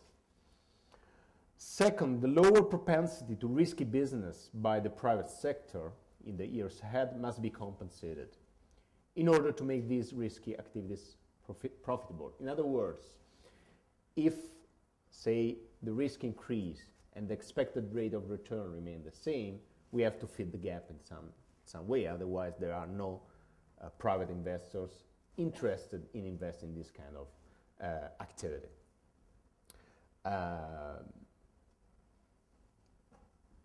The risk now is higher than it was before 2008. Third, there are positive externalities that are big enough to justify public intervention. The impact on economic growth of high-tech firms is strong, if of course the investment has success, and there are externalities that are generated, and it make reasonable to have public intervention. Fourth, the available toolkit is wide. There are not only public venture capital, say in a traditional sense, and therefore we have to look at the whole package of instruments. Fifth, firm investment in research and development could be lower than optimal level. And the final point is that the capital market for high-tech is characterized by several imperfections. So overall, if we take together all these points, we can say that probably, there should be some need for public support. What is important is to target well this support. Let me just focus a little bit on the last 2 points of this slide. Why firm investment in research and development could be lower than optimal level, but all of you knows it. Research and development activities might be considered public goods, and it's difficult for the firm to appropriate all the benefits that it generates. There are social externalities, and therefore the firms tend to invest less than the optimal level from a social point of view. And also the intrinsic riskiness of this kind of investment, and this is particularly true in small, medium enterprises and startups. The imperfection in the capital market for high tech is due to information symmetry. There is no track record for a new firm that invests in a high tech. So it's very difficult to understand a project and see whether it's a lemon in the, say, Akerlof-Stiglitz definition or a potential success. The cost to evaluate an investment of this kind is very high compared to the size of the investment. So we have small firms, high-tech firms, no track records, and the due diligence, the analysis of the firms takes time and is very costly. And finally, there is a mismatch between the perceived risk and expected return. The return is very often underestimated by the investor, and the risks perceived are very high. So I would conclude that yes, there is a need for public support, say, despite the results that I have read in your final research. Which is the available toolkit? I mean, this matrix shows a set of, say, policies that we can set up. Either we are targeting the demand side or the supply side, and either if we are thinking about indirect or direct typology of intervention. So you see that public sponsored venture capital is just one of the possibilities. If we look just at the supply side part of this matrix, we can have tax incentive to equity investors. We have private-public partnership in venture capital.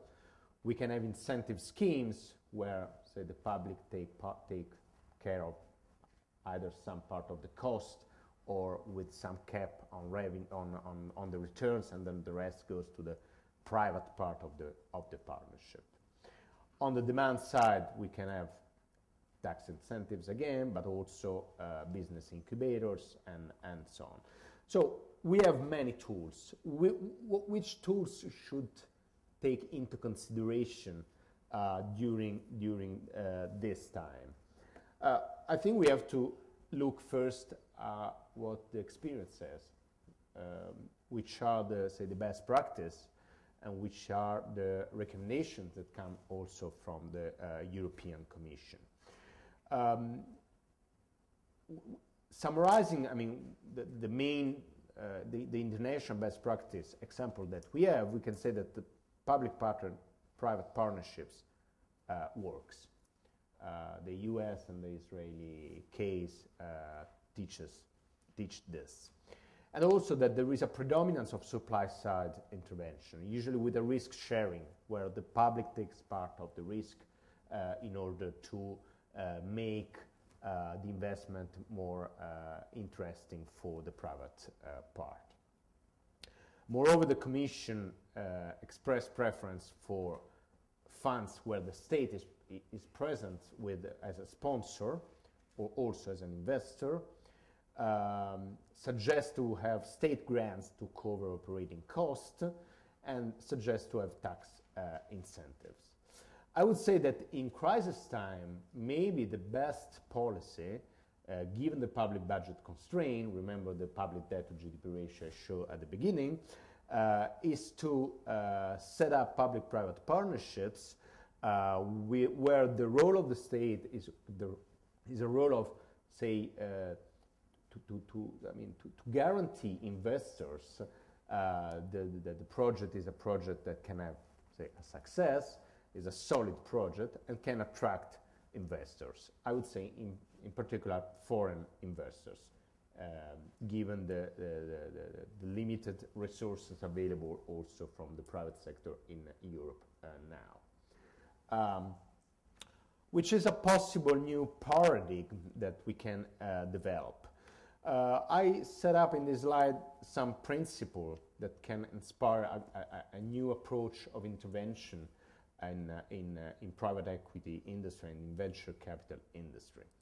The first principle is that we should focus on a limited set of initiatives. I mean, resources are not wide, despite the interesting case for France, but French number should be explained better to the audience because it's not always, I mean, these figures that you show are not always the real figures, say. Maybe we can have a talk about that later, about CDC in particular resources. But in any event, we should set limited set of initiatives. Second, the support of the state should be a sort of temporary support. The leader of the process should be the private investors, the private sector. Third, the state should have a role of, say, promoter of the initiative, not, say, a direct investor. Should not put directly public money in the process. Maybe should use agencies, as CDC in France, as Cassa Depositi e Prestiti in Italy, that are agencies that work with a private approach, are managed by private managers, but are sponsored by the state. The private sector should be the main investor of the initiative. The public sector should regulate, promote the initiative, be sponsor, facilitate the fundraising and so on, but not be the main investor. All these measures should be, say, neutral in terms of public deficit, because the public deficit has to be reduced.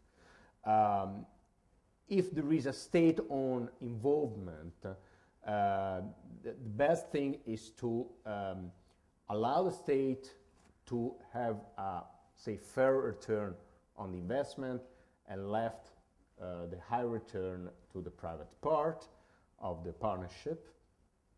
Full independence of the management companies, otherwise the risk is to invest in companies that don't have solid opportunities for the future. And if there are tax incentives on the supply side, they should be, I would say, limited and should help in reduce the gap between the expected rate of return and the perceived risk. We did some steps in Italy along this line the last 2 years. I just mentioned three initiatives. The first one is a new one, is a law decree of the beginning of July. It has been created, the so-called venture capital fund, based on the model of the FCPBE, the French one. What we did is we copied the law in order to be sure that the European Commission will not put problem to us. The only difference is that in our venture capital fund, we don't limit to innovative firms, but all startup firms. But basically, these venture capital funds will be funds that invest at least 75% of capital raised in non-listed companies, in seed financing, startup financing, early stage financing, and expansion financing. The target companies must be owned by natural persons, not firms, founded by less than 36 months, and have an overall turnover less than 50 million euros. And the law provides full tax exemption for those that invest in this fund, both natural and legal person. Clearly for legal person, the tax exemption is subject to European Commission approval because of the state aid rules. I just want to focus, to address one point. Give tax exemption to, say, a natural person, to citizens, to my mind is very risky, because you push, say, private citizens to invest in very risky business. I would prefer to have tax exemption only for, say, big investors, institutional investors, say banks or whatever, because they manage better. I mean, they can understand better the risk. But as I said, we took the French example, and we moved in this direction. The second example I want to mention is the possibility for the Cassa Depositi e Prestiti. Cassa Depositi e Prestiti is a sort of sovereign fund, Italian sovereign fund, is 70% owned by the state. And since 2009, the Cassa Depositi e Prestiti can invest in small, medium enterprises through private equity fund. So can support, as I say, an agency, a governmental agency, small, medium enterprises through private equity. And the third example, the third step, is the possibility for SACE. SACE is the export credit agency in Italy. It's like COFAS in France and Hermes in Germany. This governmental agency is 100% owned by the state, now can invest, as allocated 50 million euros to invest in pre-IPO small medium enterprises that are going to be listed in a dedicated stock market. The AIM is called AIM. Italy is like the AIM in the London Stock Exchange. So it's to support small medium enterprises that want to go to the stock market and to invest, as I say, an anchor investor in these firms. Let me sum up and try to answer to the question that Massimo Colombo set up at the end of his presentation. I would say yes, public support is needed due to the lack of private capital at current economic situation. I think we have to consider that we cannot avoid public support. But public support should be as much as possible indirect.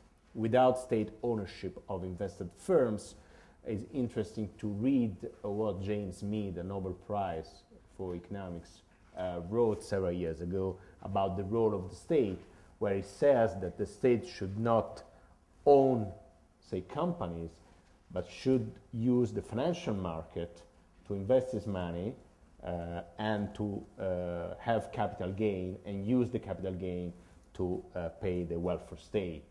So the idea is that the state should, say, invest in an indirect way, not in a direct way.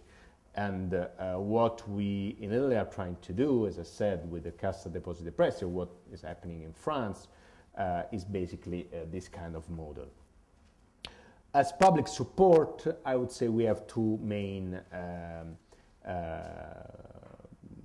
instruments. The first is tax incentives, But I think we should reflect whether tax incentives should be harmonized at EU level in order not to create distortion. And second, public-private partnership between private venture capital and governmental agencies. Let me put this final slide to give you some other examples sharing this the same intervention approach. So a public-private partnership between government or governmental agencies and the private sector. We extended this strategy to many other areas in the last 2-3 years. Here you have some example. Of course, I don't go into details, but we are trying to set up something, a public-private partnership for students' grant at the university, for social housing, for financing through credit, not equity, small medium enterprises, for investing through equity in small and medium enterprises through the Italian Investment Fund.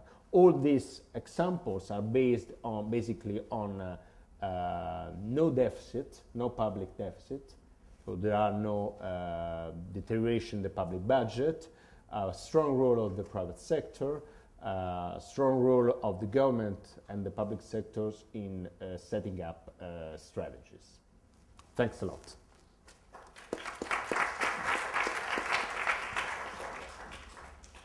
Thank you very much, Andrea. Well, we are quite on schedule. We have still time for discussion. So I will first get a question from the floor, if there are any.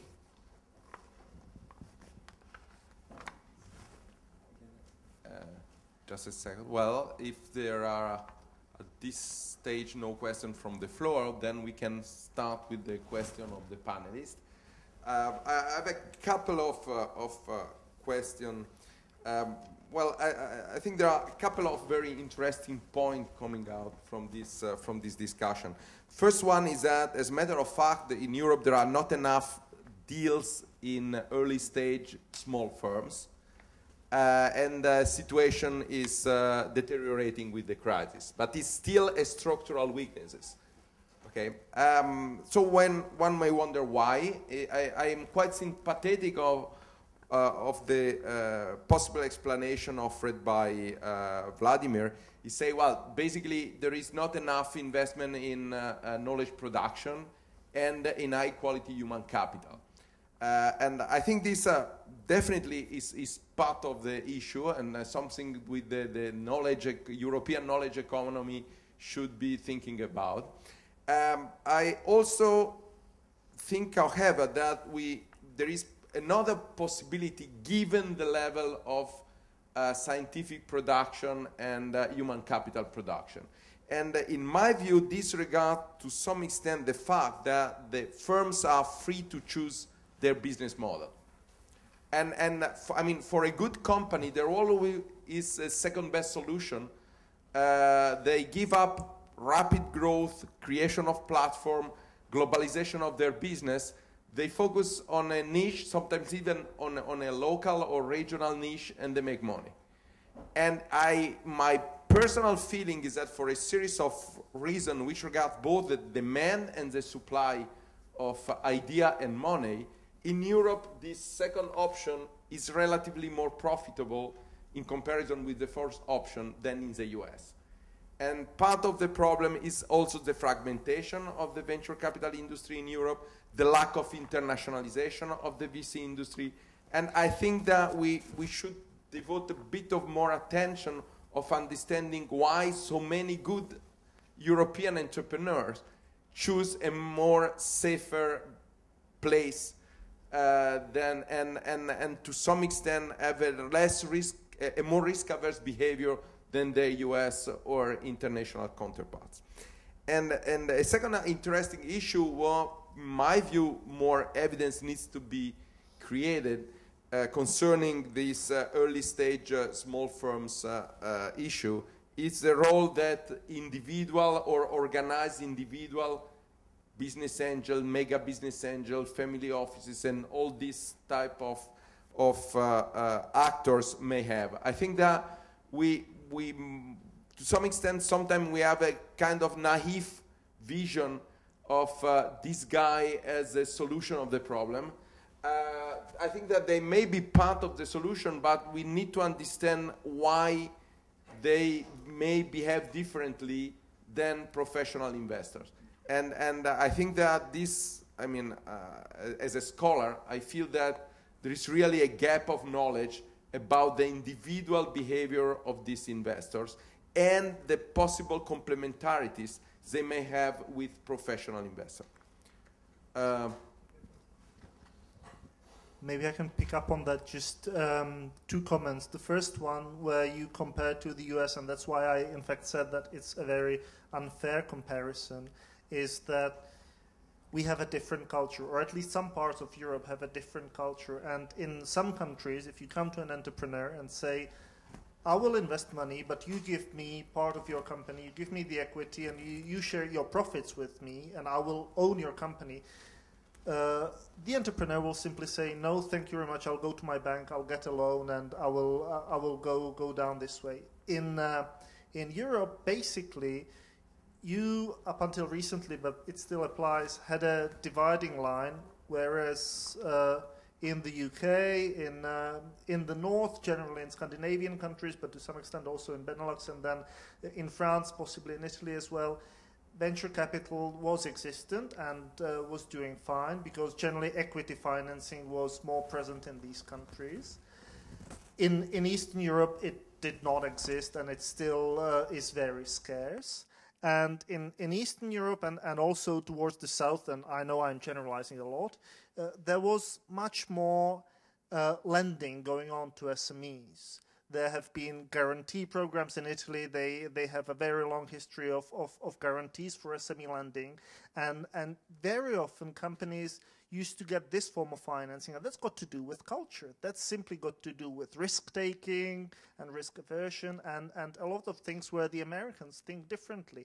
Also, if you look in the US at the approach they take to bankruptcy, let's say, bankruptcy is seen as something normal, and even some of the biggest company owners in the US say, well, this is my fourth company that finally made it, and I finally made some profits. The three previous ones were a failure, and they are not afraid to say this. They are happy to admit.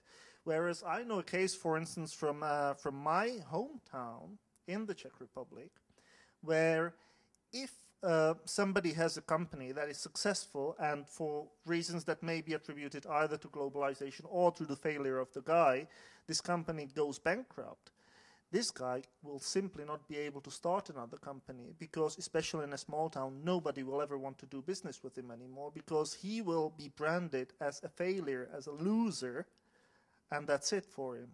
You know, it's also similar, or it's also telling that in the US, companies file for bankruptcy protection.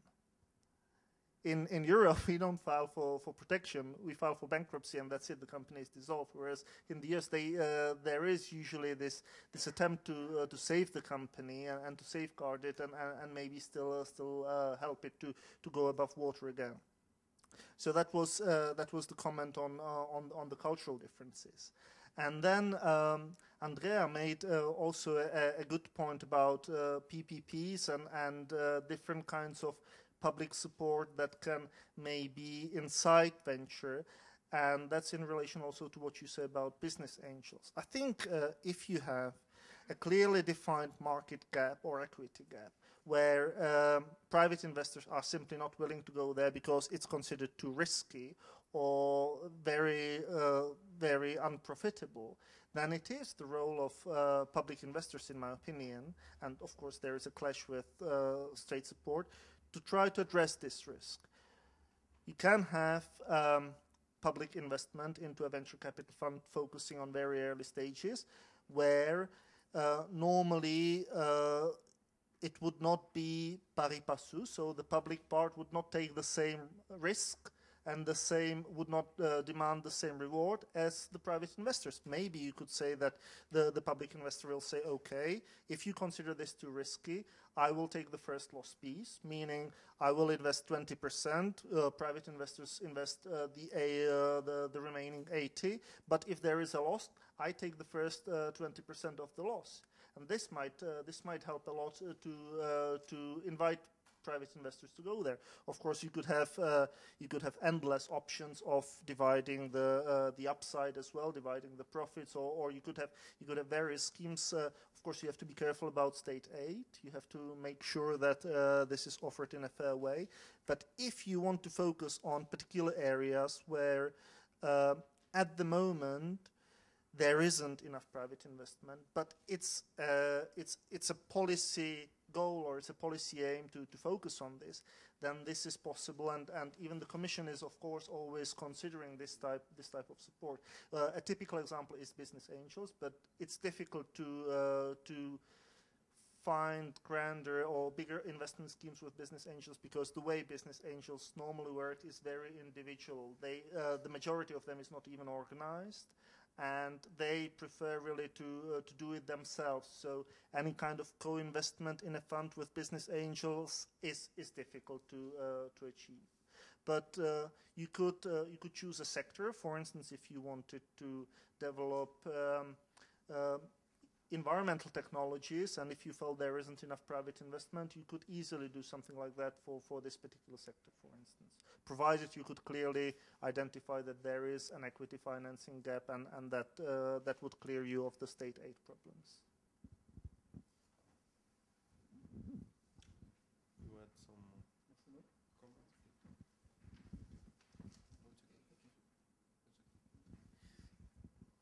comments? Just picking up a couple of those points. I mean, it seems to me that there are some issues to do with whether this intervention is in terms of some kind of portfolio approach to risk diversification, or whether it's an approach that is trying to reduce the risk. And this, what I mean is that to what extent do we encourage investment by people who've got more expertise in both selecting investments and creating the value from those investments, rather than just saying, well, we encourage this investment and we know that X% are going to fail, but we don't know which ones, so we don't get, so it's a lottery. And what concerned me is what we've heard so far hasn't said a great deal about targeting the kind of investors. It's all very well saying we have incentives and so on, but if we just not attracting the kind of investors who can help create the value, then I'm not quite sure whether it's solving the problem. We can make the investments, but whether we're actually going to get the returns on the investments is quite difficult. So I think they've got this kind of conundrum of public sector support provides the finance but not the expertise, and the kind of things that Philippe was describing brings the expertise but maybe gets this reluctance in a crisis position.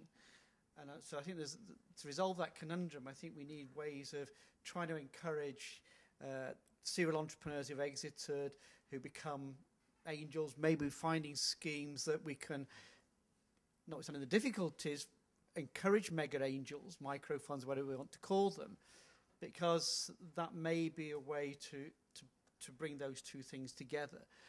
And just another thing into the mix.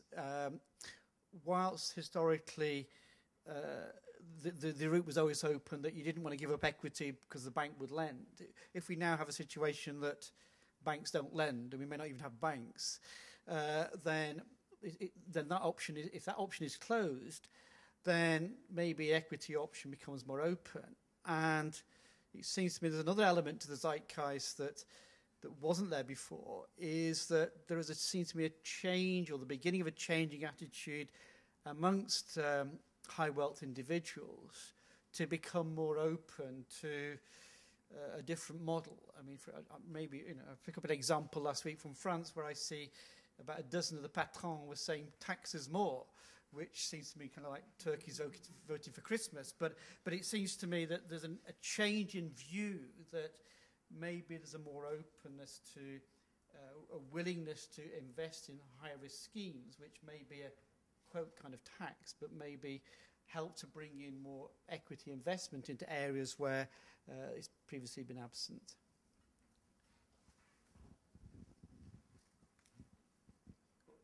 Just one remark about the VC sector in Europe. Maybe I think that we have in France we have a lot of very small VC funds, and I think it's an issue. We are not able to have a very strong, very large VC fund which is able to go to very different stage to follow the different rounds of investment. So I don't know what because the situation in the US, speaking about the US, we need to have in mind that in the US, 15% of the fund, they get 85% of the return. So it's positive. VC can be positive in the US, but only for a small number of VC firms. So it's a point. I have one question about your new venture fund in Italy. It's not for innovative. You don't have to invest in innovative company in all companies. So I can invest in a restaurant, for example, when in hotel. Yeah. I mean, I try to explain a little bit. I think it's not very easy to define what is an innovative firm.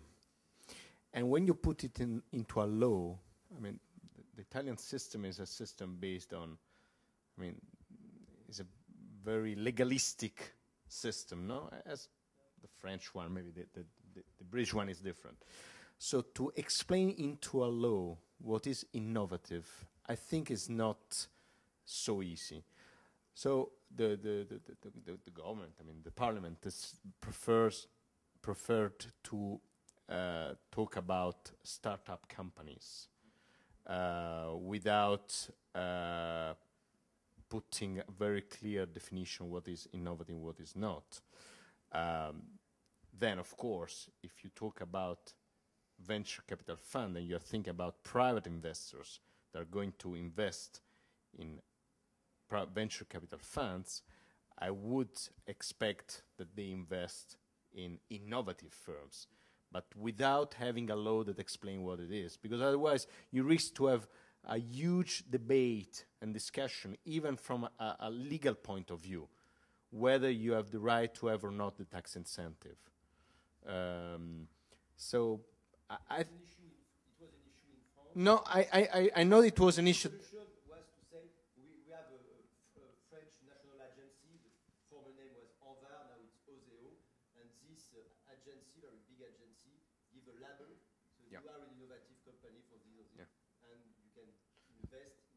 No. No. I know you had. I know you had that solution. I don't think it could work in Italy because it might create huge lags between the decision to invest and the label from the public agency. So, to my mind, in this way, is much more. It's easier. It's faster. It's less targeted, I know, but having someone that put a label, at least in the experience of in my country, is very risky, because first you have to do the agency, and it takes years to do that. Yes, I fully support this view. Maybe just one comment on the definition of innovation, because in fact the program that I work on is the Competitiveness and Innovation Framework program of the Commission, and that involves the definition of innovation and what an innovative company is. And I know the Commission lawyers and colleagues from DG Enterprise have tried to come up with a definition, and we basically keep running into a problem that the more you try to define what an innovative company is, the more you include anything. And just to use your restaurant parallel, as long as the restaurant will say that they will rearrange the tables in some way, it's innovation because they have tried something else. It's extremely difficult, if not impossible, to define what innovative is. And I think this is, in fact, a neat way around it if you deal only with venture capital and private equity investing, because once you have a public-private partnership, if you have private investors coming in, and if it's an independent fund, the fund managers will know what to look for. They look for high growth. They look for potential that will generate high returns. and that by definition has to have some innovation involved in it. It's more difficult if you want to support innovative companies in other ways, but that's not the case here, I guess.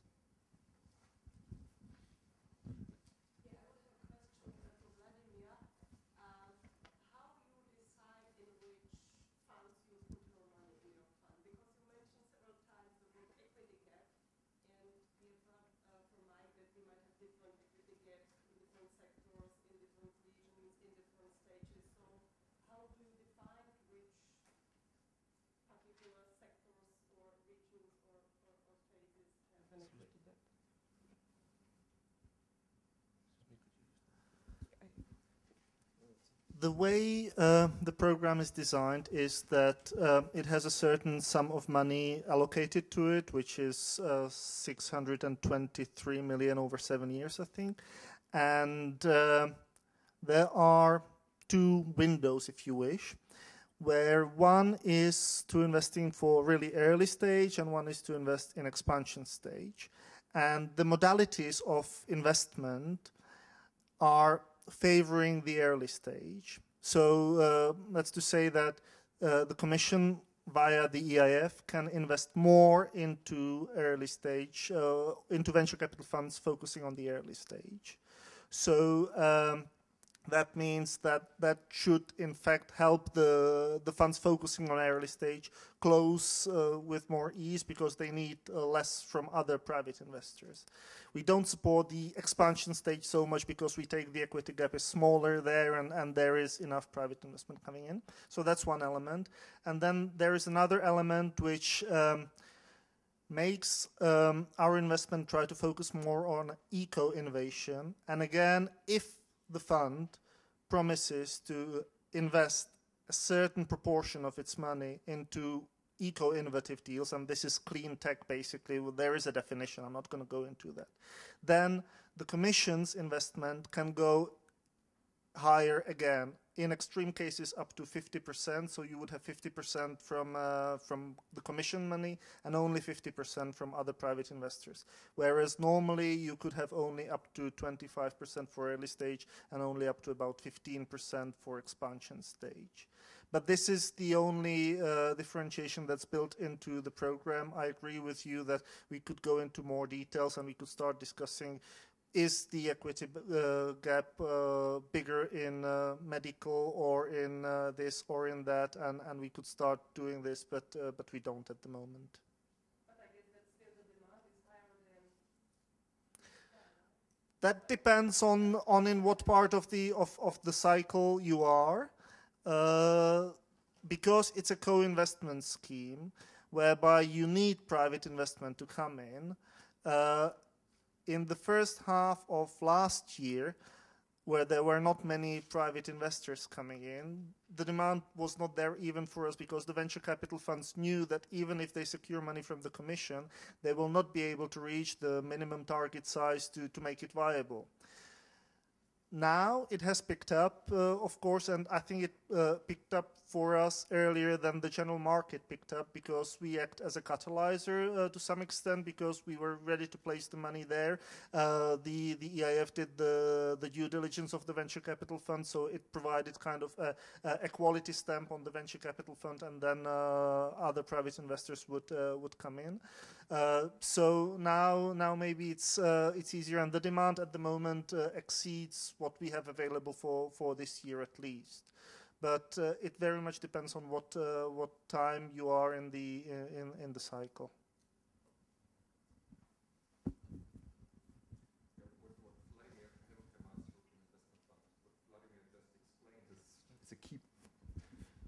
What Vladimir just explained is a key point for public support, namely that typically the money is invested via a fund of fund and then via venture capital funds. So the money is invested via market professionals.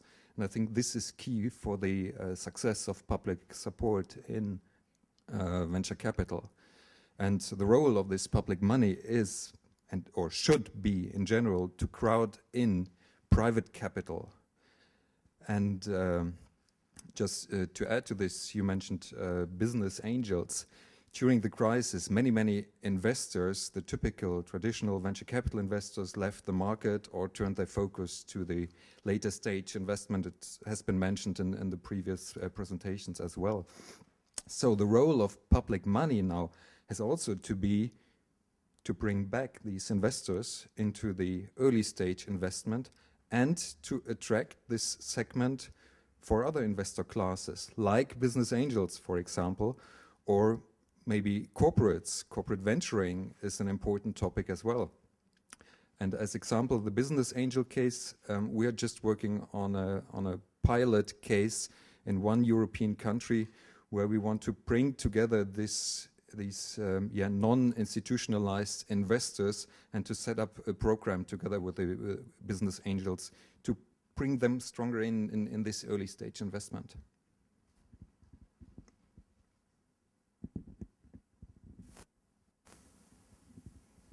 Just one other comment. It's a bit paradoxical, but in fact, it is, I think, because of the sovereign debt crisis and because of the fact that now public budgets are very tight, that this type of programs for venture seem a better option for governments. Because before, a government could set up a public VC fund where it would be only public money. Now the idea is, let's get leverage from somewhere. So let's try to channel public money or private money from private investors to pursue public policy objectives. So the idea basically is, if the public money is there first, and if the Commission via the EIF is one of the first to commit to invest into a venture capital fund, or even before that helps to structure the venture capital fund and discusses with the venture capital fund management what the focus should be of that fund, what the investment strategy should be of that fund. It is in fact possible for public money to direct the VC funds into the areas where the public policy wants the investment to go, and to then bring the private money to, if you wish, co-finance public policy objectives.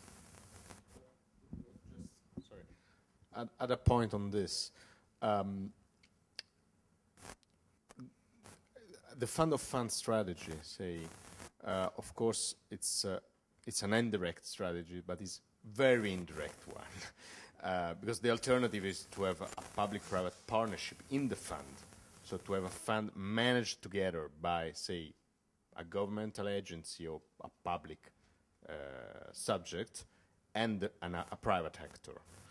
In that case, you have the possibility, you as a policymaker, to better control, to better set up the strategy, and especially to control that the strategy that you want is the one that is applied. With the fund of fund, the risk, I mean, this is my opinion, the risk is that the policymaker remains too far from what the management company is going to do with the public money. So the policy objectives risk not to be achieved, and the risk is to achieve only the private, say, return, not the social return of the initiative.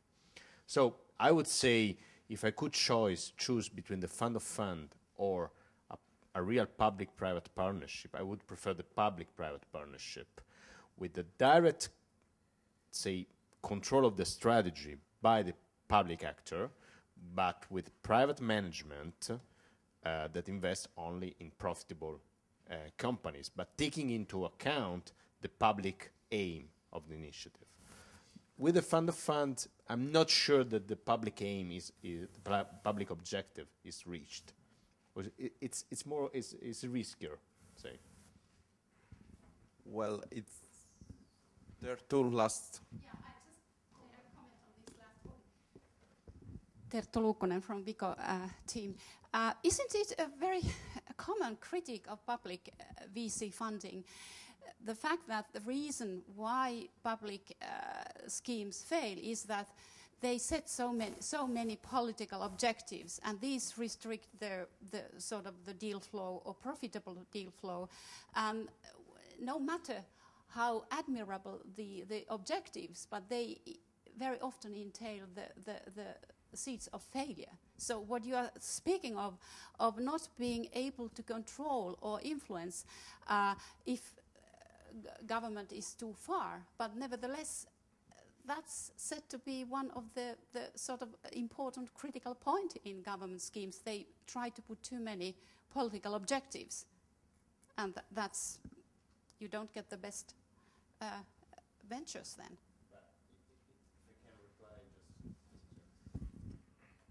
Well, it depends on the people you put to manage the team, the management company at the end. If they are good people, they reach the objective. They are not, they don't reach the objective.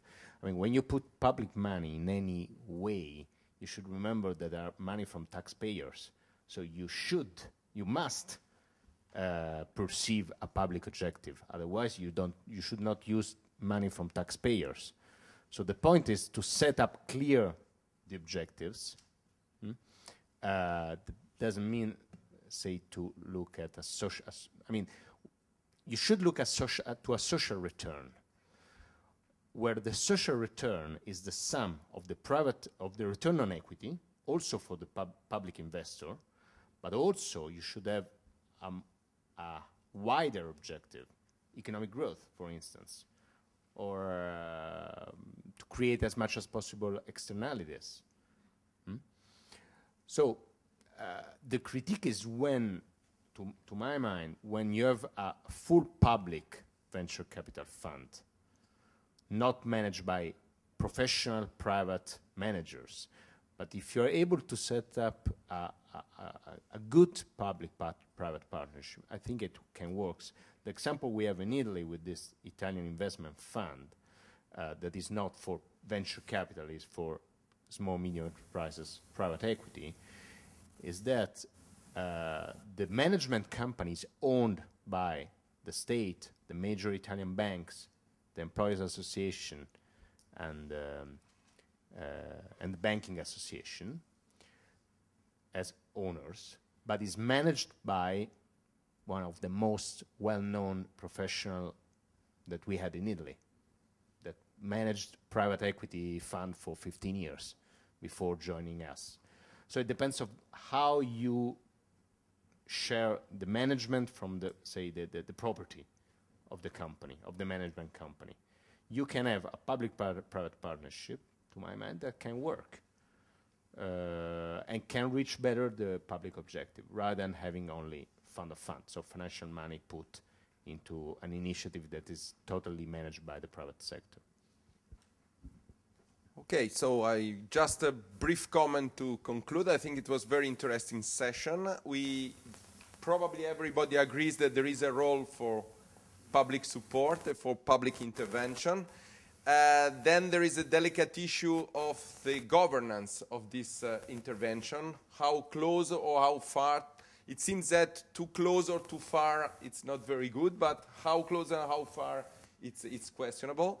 And a last comment, which could be an issue for further discussion in the other session.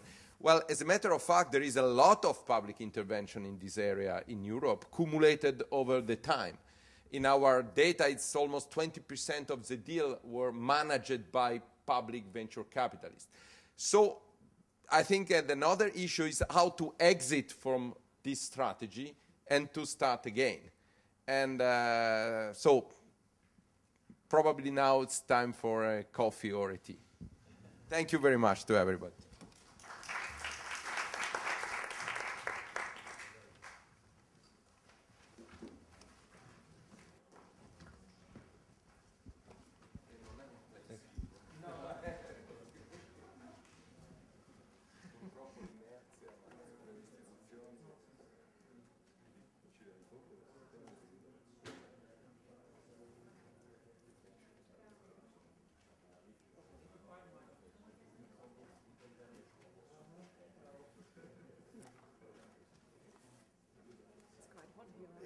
Yeah, I thought it was just me.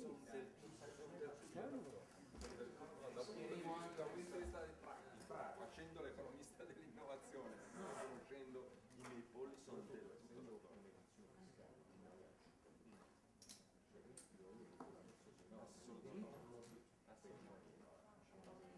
Da loro è un po' diverso perché c'è un sistema storico, hanno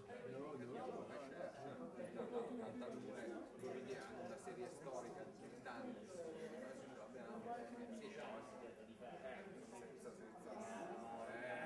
sì, esatto, quindi nel contesto istituzionale nostro è abbastanza semplice.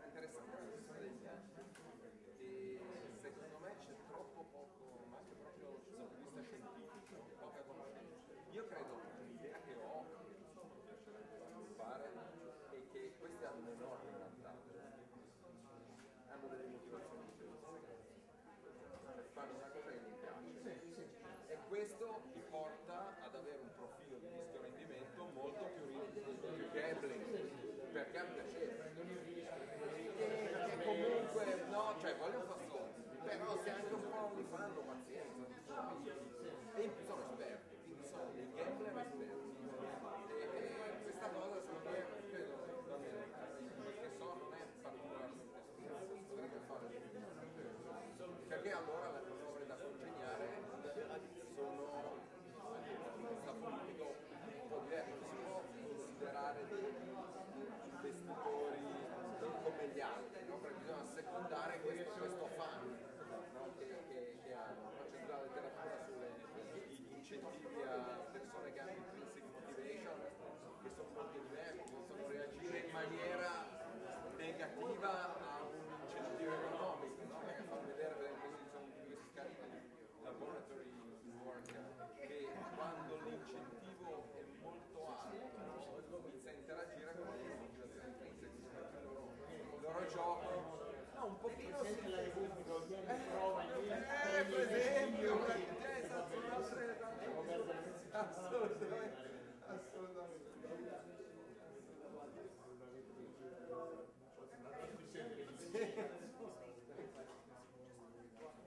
tanto secondo me in Italia noi abbiamo perché no, però io ho fatto per un po' l'associazione industriale a mettere in piedi un servizio di intelligence per la no, queste aziende ci interessa perché sono faccio catene, ma il futuro forse non è tutto nelle catene, ma tanti questo avendo un'imprenditoria di